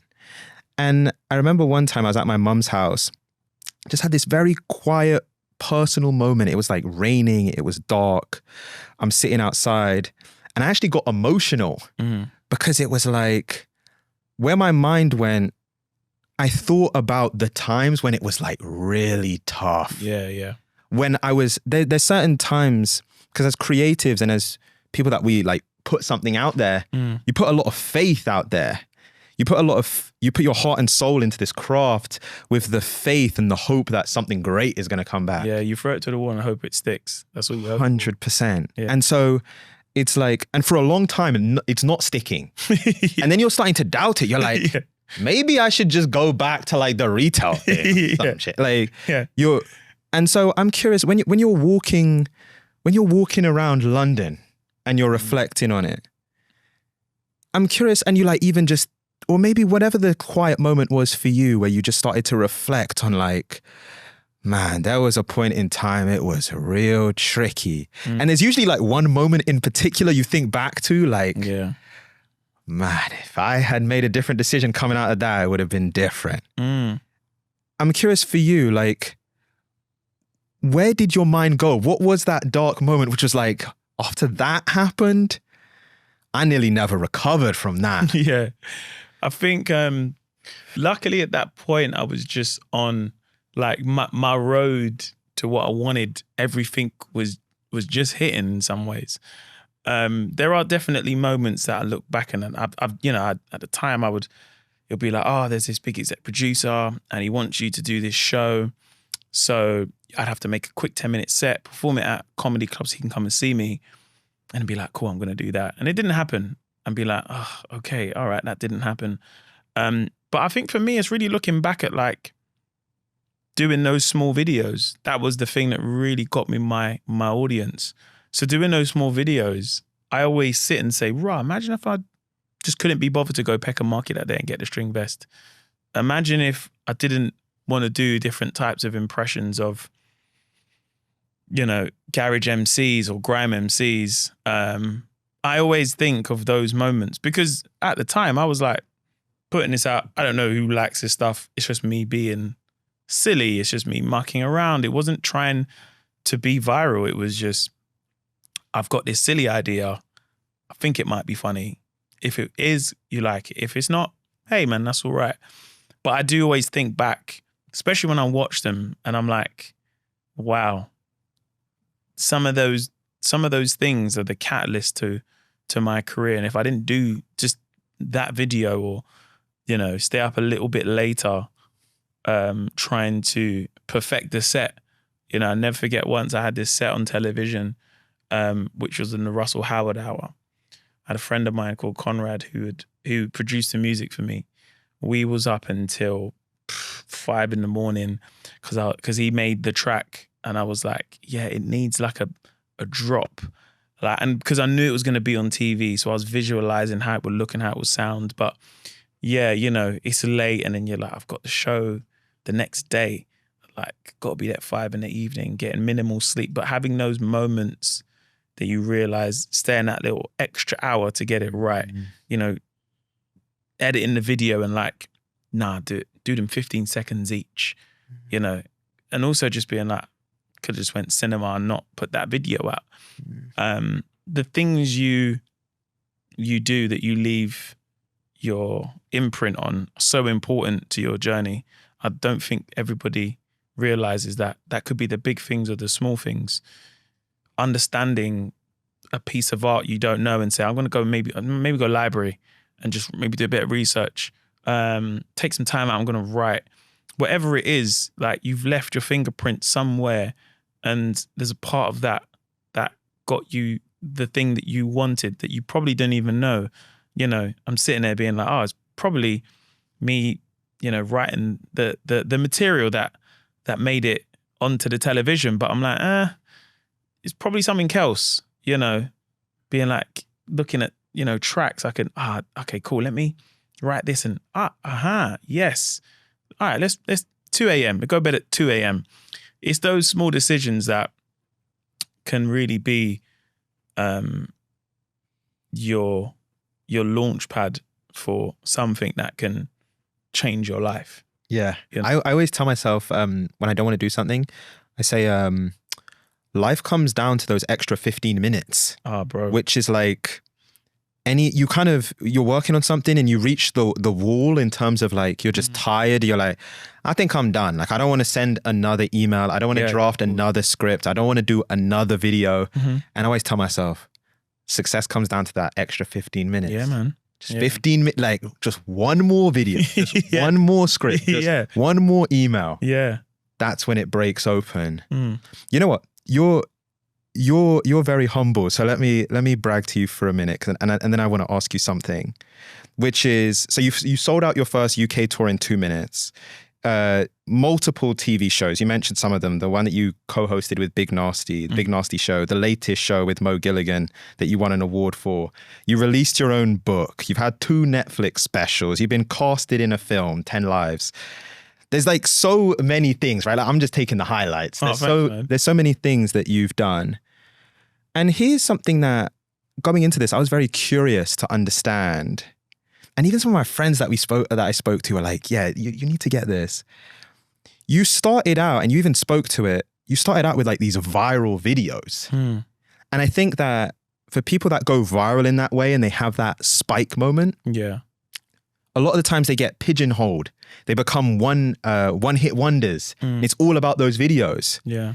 You've done something very unique where actually you've taken a success from that and managed to then be successful in TV, have stand-up tours. You're doing a world tour in America right now. Movies. What is it about you that is allowing what you had in those viral videos to then translate into all of these different arenas and have people support you in the way that they do? I feel like I never wanted to limit myself. So I knew that as much as people like the videos and they go viral, you know, I also knew that I wasn't getting paid from none of those videos. So I just knew that I never wanted to limit myself, but also knowing that at the height of the videos, I was like, stand-up comedy is the thing that I really love, and I want to do that for as long as I possibly can. So it was making sure that in my moment, in my time where things are going amazing, I need to think of the 5-year plan and not the 5-minute plan. And what I mean by that is setting out the benchmarkers and the goals and the things that I need to push myself at. You know, I was making these videos in my bedroom in 30 minutes. They weren't hard to make.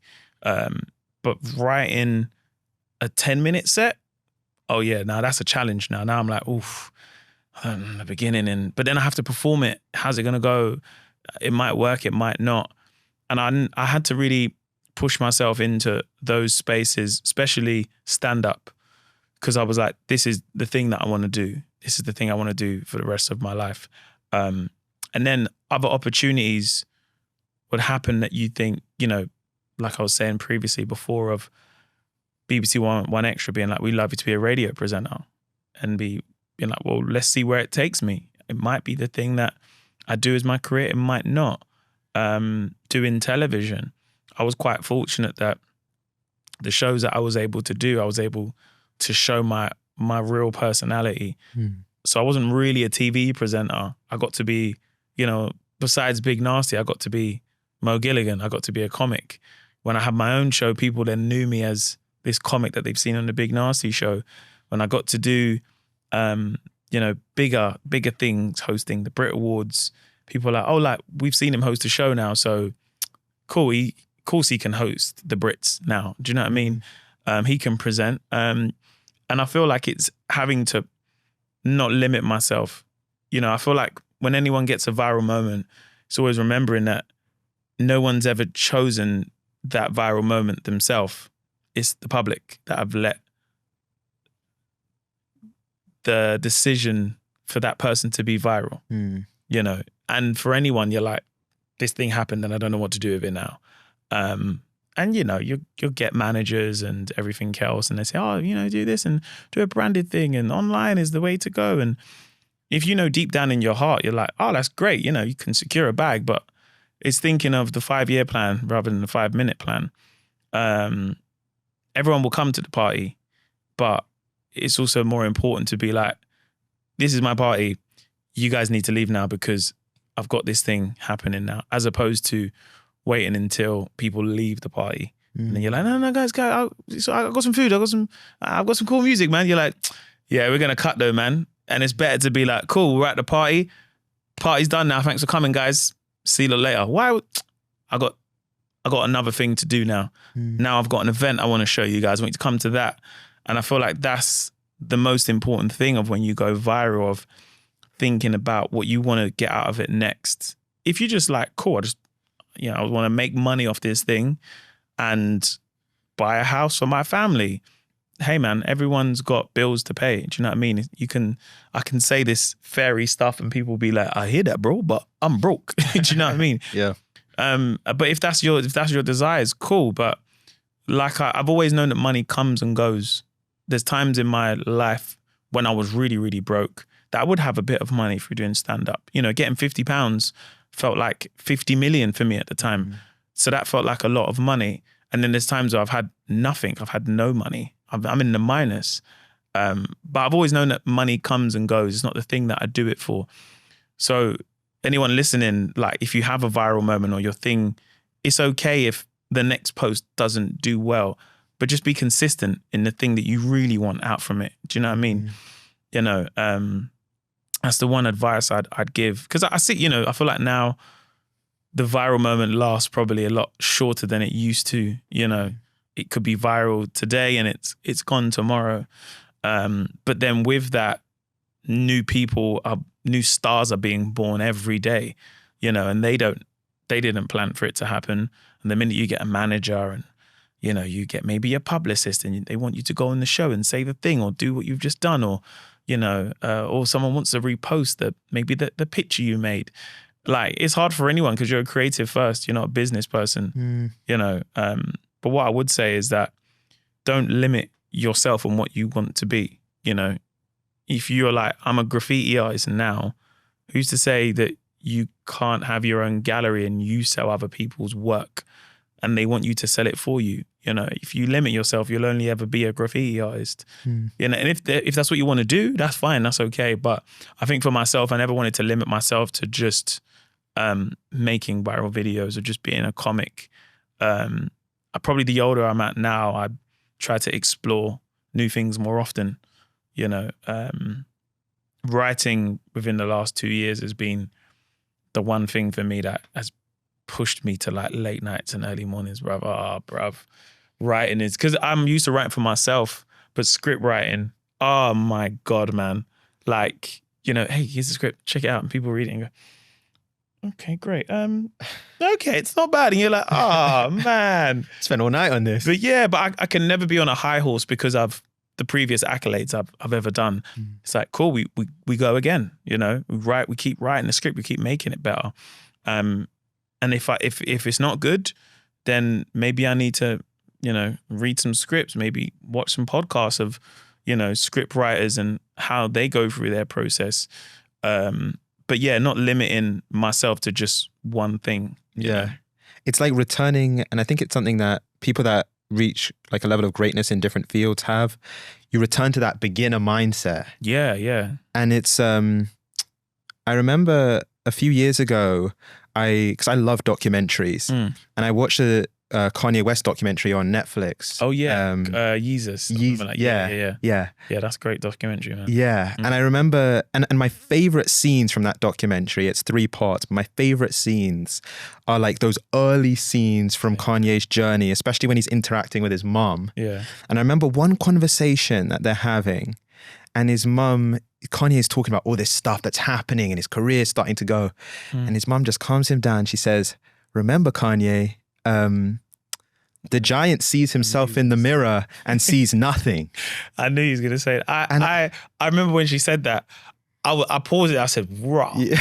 That was yeah. So it's so good. But it was like one of those things. Because I did the same thing. I paused it and I was like, "What does that mean?" And then you start to understand it, and it's this thing of like, you're a giant. Like you're starting to achieve all of these things.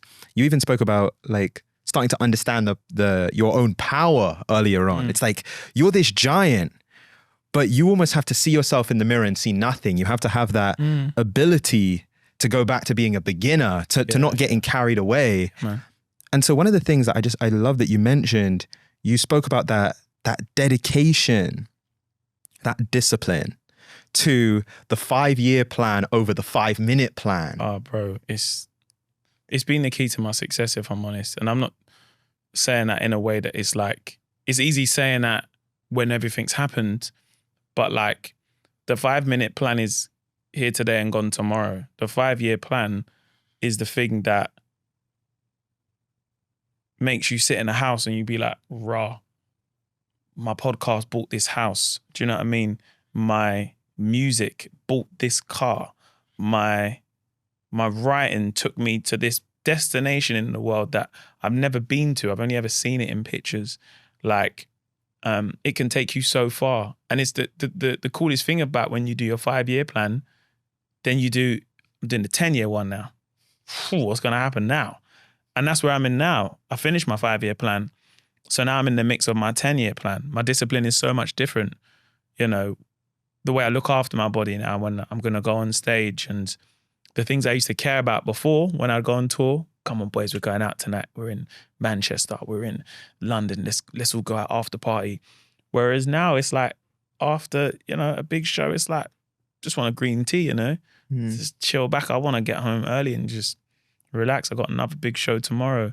But that's because my 5-year plan got me to a certain space. But yeah, that 10-year plan is so important. And it doesn't matter where you're at in your life or career, is to sit and write down your plan and your goals and your dreams and say, cool. It's a wish list. Do you know what I mean? Cool. I want to be doing this. I want to earn that. I want to work with this person. And if you believe in that, if you wrote it, then it will happen, And it's okay if it didn't happen in that 5-year span. You can take some things from the 5-year plan and put them in the 10-year. I've done that. There's some things that didn't happen the way I wanted it to happen. I said, all right, cool. We'll bring this one in the 10-year plan. It might happen in 5 years, but something else happened in 5 years. Do you know what I mean? Hosted the Brits twice in 5 years. That wasn't part of the plan. But hey, I'll take the bonus. Do you know what I mean? We just move some of the other stuff. But yeah, I feel like when people are at a space where it is struggling and it is hard, it's easy to lose faith. Even the place where I'm at in my career, I lose faith sometimes. But I also know that it wasn't losing faith that got me to the place that I'm in now. It was having the faith and having the confidence and having the consistency. I always like to tell any young people, whenever I go to a school or a college and they're like, oh, how'd you do this? I'm like, just be consistent. Be consistent that it's going to go good. Be consistent, it's going to go bad. But the consistency is so key, And also another thing I always say is run your race, man. Like, it's so easy to look at everyone else left and right. I love watching it's like I think it's the 1,500 meter race in the Olympics. It's one of my favorite races to watch. Like, I love, like, obviously 100, 200, but it's the fact that everyone is bunched up, or maybe it's the 2,000, I'm not too sure. Everyone's bunched up. You get the same start. No one's on this block or that. You're like, we're all the same. Then they all run their own race. And some people go off and they're like, I'm breezing. I'm leave you lot behind. And you're like, that's okay. That's the race that they've meant that they are going to run. Some people stay in the pack. It's, I want to work with my friend and, and that's okay. And it's also okay to say, look, I'm going to go on to do this and leave some people behind. And it's not that I don't want to be around you. It's just that what I see for myself is just, I'm trying to put myself in a different space. So if you want to stay in that space, that's okay. Still be friends, but maybe business-wise, this might not work out. So let me just go ahead and try this by myself. And then it's like, the moment where that race ends and you see that person who was fourth just start sprinting and win the race, everyone's race is so different. So don't get into this person's doing that and they're doing, I should be doing this. And because it's easy to look left and right. Do you know what I mean? But a winner just says, I'm going straight. Like, see you later, bro. I'm gone. And I feel like that is something I've always tried my best to do myself, growing up and seeing people younger than me in spaces that I felt like, oh, I should be in that space, or, oh, that person's doing that. And then realizing the minute I stopped doing it, the 5-year plan started taking off, Yeah, it reminds me of, I remember Nipsey Hussle said this and I love it. He says, stay in your own lane. There's no traffic in your lane. Yeah. Stay in your own lane. Yeah, man. You know what? Before we can get out of here, I had to mention this. Like, I wouldn't have been able to sleep at night if I didn't. Yeah. So you have obviously, and we spoke about it earlier, this moment where Drake posts your video You then have a moment, and I heard you speak about it recently, actually. I was watching a video recently where you spoke about it. You meet Drake. And he you actually have this interaction with him. Yeah. Talk to me about that. Oh, he was mad cool, man. I feel like at the time we was at Wireless, and this is now, I've gone Wireless a couple times now. And security was just like, nah, no one can go through this part. It's literally, I just went to cross and go to the other side. And it was like, yeah, no one can go through. And I was like, nah, but my friends are there. And the security guy was, oh, Mo, yeah, you can go. Walk through. And then as I'm walking, he's with his entourage and they look at me. And I'm looking at them and I'm like, bro, that's Drake. So I'm like, oh, what's up, man? You all right, bro? And he's like, yeah, what's good, man? You all right? And with my friend Chris and Javan, who's over there. And yeah, it's just like, it goes back to like what I was saying about going to the Netflix thing and meeting Dave Chapelle. It's just like, I'm meeting this person that, you've got security, no one can go there. But I'm like, he's just a normal person, And he treated me like a normal person. So you always have to make sure, not I have to make sure, but like, no one's above anyone in this thing. Do you know what I mean? Like, and the minute you do meet someone and they can be a bit like, you're like, okay, cool. Like you're on a different frequency. Do you know what I mean? And yeah, I remember just chopping up with him and I'm just, oh, how you find London? He's like, yeah, cool, man. How's music? I'm like, you just don't know what to say. You're like, how's music? He was mad cool, man. He had this red gem in his tooth. And then my boy Javan was like, oh, like, you got something on your teeth, innit? Look like a pepper. And he was like, nah, that's my diamond. And I'm like, oh, rah. That's when you just know a man is in a different tax bracket. Yeah, the levels. But yeah, he was just mad cool, man. Really, really cool. And like some of those celebrities that I've got to meet, and you meet them and you're just like, rah, you're just a normal, down to earth, cool person. Do you know what I mean? Like the facade, I feel like, is something that we all create in our head. Do you know what I mean? He must be like this or she must be like that. Do you know what I mean? And yeah, doing countless TV shows and going to events and award things, and you see people and you meet them and you're just like, right, they're just a normal person. They're probably nervous like me. You know what I mean? But yeah, like it was a fun interaction in so many ways, because like I remember someone afterwards had messaged me about 2 years later, and he was like, "Oh, bro, I was at Wireless, when you were chatting to Drake." I said, "Oh, rah, like that was a thing." But yeah, man, I felt like it's always. I think whenever I got into this world of, I don't know, you want to call it, show business or the industry of whatever the fuck you want to call it. It's just like meeting people that are idolized and, people glorify them in so many ways. And then you meet them and you're like, wow, you're just a normal person like me. So I would never I could never meet someone and be, oh, I'm this person and that. You're like, we're all the same in this thing. Do you know what I mean? And we're kind of all on the same journey. But it's like you're saying back to Nipsey, there's some of us, we have traffic, some of us don't. Some of us care about the journey, do you know what I mean? And want to let us know, like, hey man, get out of my way. And you're like, cool, brother, I'm not in your way, man. Yeah. But no, he was cool, man. Really down to earth guy. It's always crazy though, like whenever do you know it's mad? I get more starstruck when I see someone more from my childhood. That's when I'm like, one time I went to a fashion event. I see Pierce Brosnan in it. I said, this is GoldenEye, bruv. Are you right? James Bond. Brother, yeah. I said, you are James Bond, bruv. I couldn't believe it. I walked past him. I was like, oh, what are you saying, bruv? You cool? And he was like, hey, what's up, man? I said, bruv. And I wanted to be like, bruv, you're James Bond, But that for me was more like, raw. Man, just give a head nod to Pierce Brosnan. Those are like the moments that really like stick out for me, where I'm just, oh, right, that was crazy. I met Dame Judi Dench, and I was doing a talk at Edinburgh Festival, and as I was leaving, she was getting into. No, I was leaving the hotel and she was coming into the hotel, and someone I know who works with her, he's on a show, a guy called Jay Blades. He does a show called The Repair Shop on the BBC, and I know Jay. He's like, oh, what's up, Mo? He's like, oh, I just wanted to introduce you to the Duchess. I'm like, Duchess? I'm like, I said, that's Dame Judi Dench, you know? Bruv, like, you know, where you're like, yo, like, you are a real legend in this thing. And I remember I was like, hello, nice to meet you. Hello, nice to meet you. How are you? You okay? I'm like, yeah, but I remember, I remember walking off. I mean, like, right, I just met Dame Judi Dench. Her hands were so soft.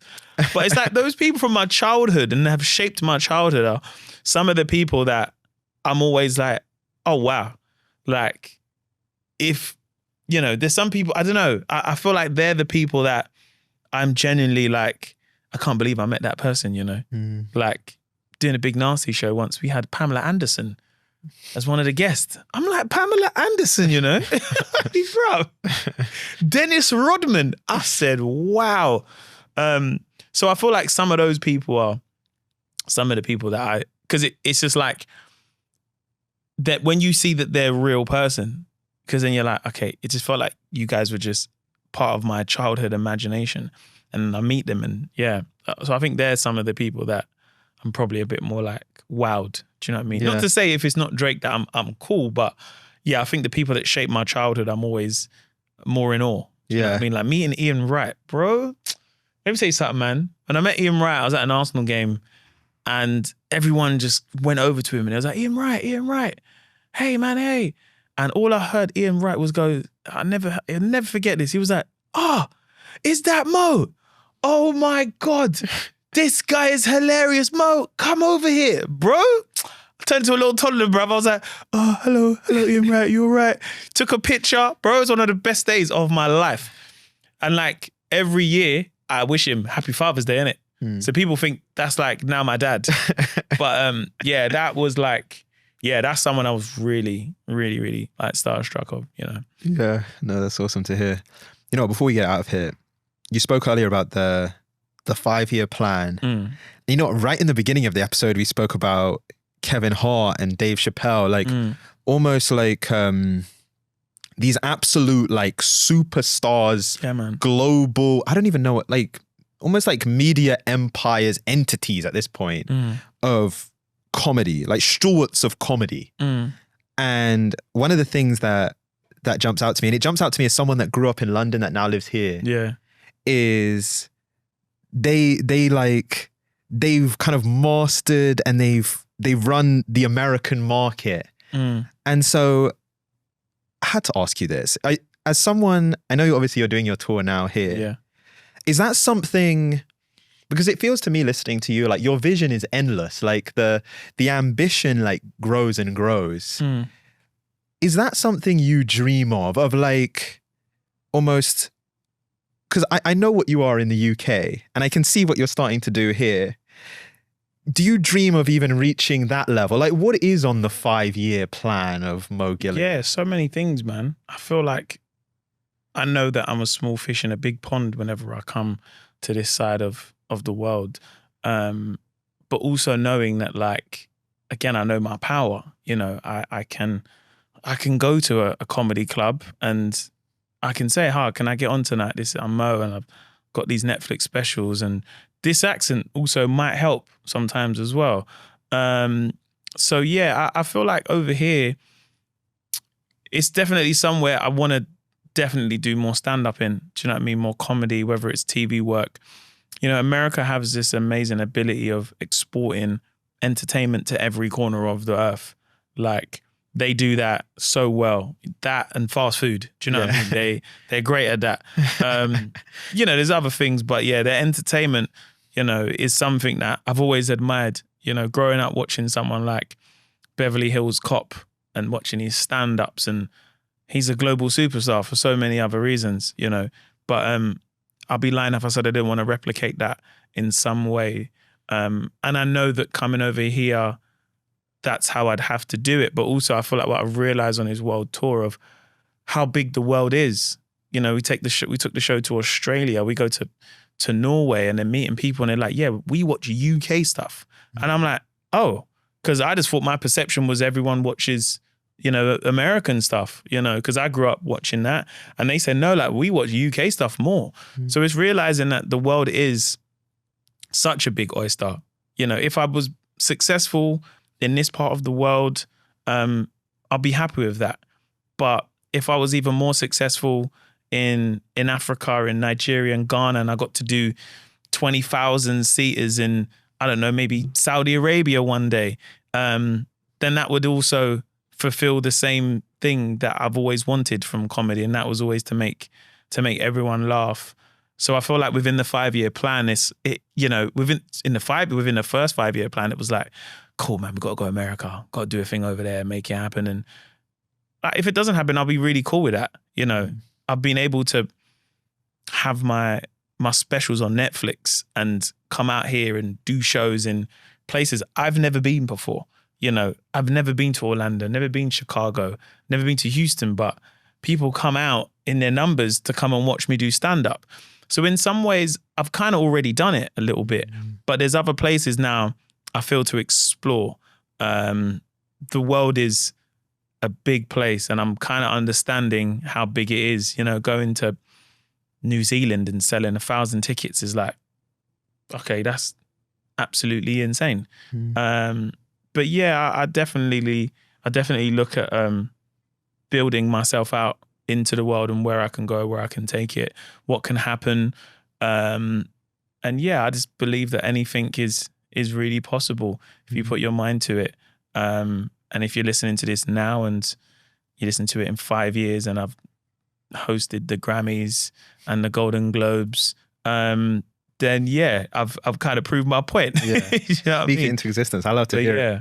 it. Are there intricacies of doing comedy in the US versus in the UK? Like hitting those different audiences? Like, are there just things that you've seen there? A little bit. Do you know what I like about when I gig out here is because, like, people come to comedy shows maybe just to have a drink as well. So it'd be like, I'm going to go to a bar, have a drink, but I'll go to the comedy show. I'll go there on a date. It's not that we don't do that in the UK, but it's so embedded in the culture here. There's a lot of people that have come to the shows that necessarily didn't know who I was. They walked past and it was like, oh, okay, cool, you're from the UK. Like, we'll come, check it out. And they've spent their money to come and watch me. So the passing trade here for comedy and the hospitality we get here is insane. Like, and comics know that, like, it's not that everywhere you go is not nice, but when I mean you go to comedy shows and, like, we've got your waters, and I didn't even ask for half of this stuff. Would you like some food? Yeah, the setup here is, it's only to be successful. Do you know what I mean? But also, America are about their business and their money. Do you know what I mean? So they'll make sure that you feel good and you're about yourself, because they're like, cool, we want to get our money as well. Do you know what I mean? So it was also having that in the back of my mind. There's a few things I changed. The language, I remember having this, I'd done a set here about 2 years ago in LA, and I had this material about, in the black community, we have to cream our skin, because it gets very dry. And the pandemic was quite tricky because we was using this lotion. It was drying out the skin. And I was like, cool, it's great that we can, use the hand sanitizer, but in the black community, can we get a lotion too? Sorry, can we get a cream? And I remember in the UK, it got a laugh. Then over here, and I was like, right, where's the laugh? Like, what's going on? Feeling it. I wasn't getting no laugh. And a friend of mine was like, man, you got to say lotion. I said, oh, he's like, man, creaming? That means something different out here. That means something very different. Yeah. And I said, oh, so I'm saying this joke. And they're like, what are you talking about, man? So those things is making sure that I have to change, some of the words I have, I know when we done our second Netflix special, and I had this bit about couples, and I say, guys, your one role in a relationship is putting the bins out. And someone had said, no, this is going to go on Netflix. You got to say trash. Take the trash out. Take the rubbish. And I said, if I say trash in the UK, they're like, mate, you're trying to be too American, bruv. So I was like, what can rubbish. Then you know what I mean? So it's just some of the words that I'm using that gives the joke a bit more life. But yeah, I get that question asked a lot from back home. People are like, did they understand? Did they get it? And I feel like you guys get my humor because I do a lot of observational stuff, voices, characters. Like, American audiences love that stuff, because we're kind of known, especially in the UK, for being very witty. Yeah. So yeah, I feel like it works out really well for me in some ways over here. That kind of observational humor as such. yeah, I've always noticed my audience are like, wow, like especially in the new tour, I have this part about going to Hollywood and how they treat you differently. And I do the classic, CEO, like, hey, Mo, oh my God, we're big fans of you here, man. Listen, man, you are absolutely incredible. Like, bro, when I seen your stuff, I was like, my God. And I can hear people in the crowd being like, my God, wow, his accent is amazing. Like, but again, it's like, that's what I like about coming here. Do you know what I mean? Back home, people are like, oh, he's too fucking American, bruv. So, yeah, like at least I get different reactions. You know what I mean? So, yeah. Yeah, you're amazing at the impressions, Thank you, bro. man. I'm like trying to do the interview. I'm like cracking up. It's like a comedy show right here. Man. You know what? Here's where I want to end, because one of the things you mentioned, I love it because you're like speaking it into existence. It's like hosting the Grammys or hosting the Oscars one day. And you know what? 5 years from now, I'm sure it's going to happen. And maybe I'll ask you the same question in 5 years, but I'll ask it to you now, which is, right in the beginning of this conversation, we spoke about you being that dyslexic kid and just comedy almost being like a form of escape to you. Like it was like a way to just feel laughter and that acceptance and something that you were great at. And I'm just curious, like I'm almost fascinated by it when I think about all of the places that you've been, whether it's New Zealand, Australia, America, like Dubai, all the places where you've done comedy and your voice has reached, and like the shows and the people that you've met and the accolades and the money, just like everything that's come with what you've done. If at the point that you're at now, you almost had to go all the way back in time and have a conversation with that dyslexic kid, I don't even know, maybe he's cracking jokes in the back of the classroom or on the back row of the bus, he's cracking jokes and, someone overhears it and gives a little laugh. It's crazy to think what you've achieved. Oh, thank you, man. And so if you had to go back and have a conversation with that kid, knowing everything that he'll experience, and maybe you just had to give him like a word, like a piece of advice for a difficult moment, what would you tell him? What would you say? Oh, that's a lovely question, man. I think I'd probably go back and really just say to him, like, look, if you see yourself, okay, I probably wouldn't say this, but if there's 2 frogs in this bucket and you stay in this bucket, you're only going to know what's in this bucket. If you go out there and you see what is out there, yes, there's a lot of fear that we could stay in a bucket and might not be any water, but we don't know what the fuck is out there. There's so much to see and do, and it can take you so much places. And it's endless. And I think that's what I'd probably say to that, go back in time. It's just like the possibilities of what you're able to achieve is endless, but you need to be consistent.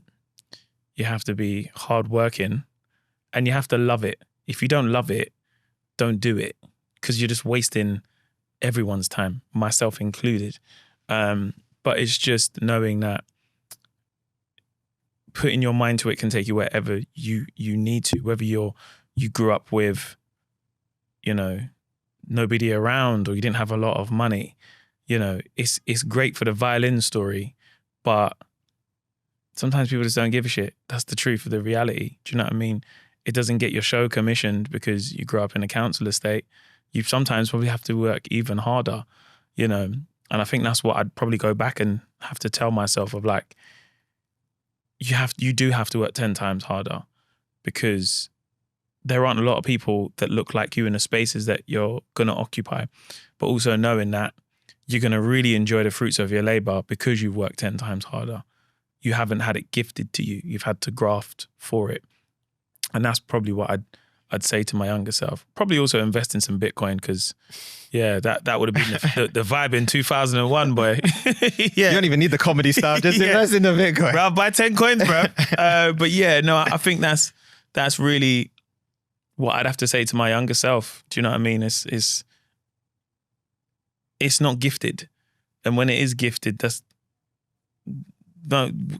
work for the things that get the things that you've worked for. Getting the things that are gifted, they're all right, they're okay. But you won't really enjoy and understand them if they're gifted to you. You'll have a different appreciation if you've worked for it. And we all know that in life, you know. If you get something that's, oh, there's a gift, you're like, all right, cool. Oh man, I lost that pencil case. Whoa. As opposed to, wow, I saved up, man. I went WH and I bought this pencil case with the money that I made from washing cars over the summer or saving up. That feels so much more special. And that will take you anywhere you want to go in life. Like, yeah. Mo Gilligan, thank you so much, man. Bro, I want to say thank you so much, man. Honestly, like, I know you only hit me up literally like 24 hours ago, innit? And I'm always one of those people where I'm like, this came out of absolutely nowhere. But I also said to myself, I was like, well, yeah, man, like, I'm here. I've got the day off. Do you know what I mean? Like, let's connect the dots. I always like to make sure I do things properly because I have a habit of saying yes to things and then I forget. But I want to say, like, just from myself, like, you're very good at this thing that you do. And I don't even want to say like podcasting because I believe it goes beyond that. Yeah. Do you know what I mean? Whether that is the research, your engagement, your setup, this is going to take you to good places. That's all I know. That's all I could say. Because you're very good at what you do. And I'm not saying there's not a lot of people that aren't, but yeah, you really do have something very unique in the way that you set up, your questioning, the way you engage. Yeah. So yeah, thanks for having me on, bro. I've generally really enjoyed it, bro. There's not one moment that I was like, bro, this is a bit long, man. Because I was just enjoying it, man. And yes, it's a pleasure, man. So thanks for having me on. I appreciate that, bro. You know what? Thank you so much for coming on. Thank you so much to your manager and everyone that made it happen. You know what? You even mentioned God in our conversation, and that's like I felt it when you said it, because it's like just having that level of faith of like, you know, I'd been watching you since 2016, watching your journey. Gots, man. Yeah, man. And I send you a email, or I send someone on your team an email 24 hours ago with just a ton of faith. I'm literally getting on a flight to Austin tomorrow morning. Oh, sick. So like in 12 hours. Yeah. And so it was just so much faith and just good intention. And I feel happy and fulfilled that we got to have this conversation. One, because I got to meet you, but also just for like our city, like where we come from, and like the places that I know it will go, and like the lives that it will touch. So no, thank you so much, and for just being so open. And I feel like I got like an incredible conversation, but also like almost like a stand-up comedy show as well. Oh, I love my guy. Just appreciate that, man. So, thank you, man. No, I really appreciate it. It's been a pleasure. No, God bless you, man. Thank you so much, bruv. That's awesome, man. That's a wrap. Okay, so if you enjoyed this episode, you're going to absolutely love what we did with this one right here. Click here.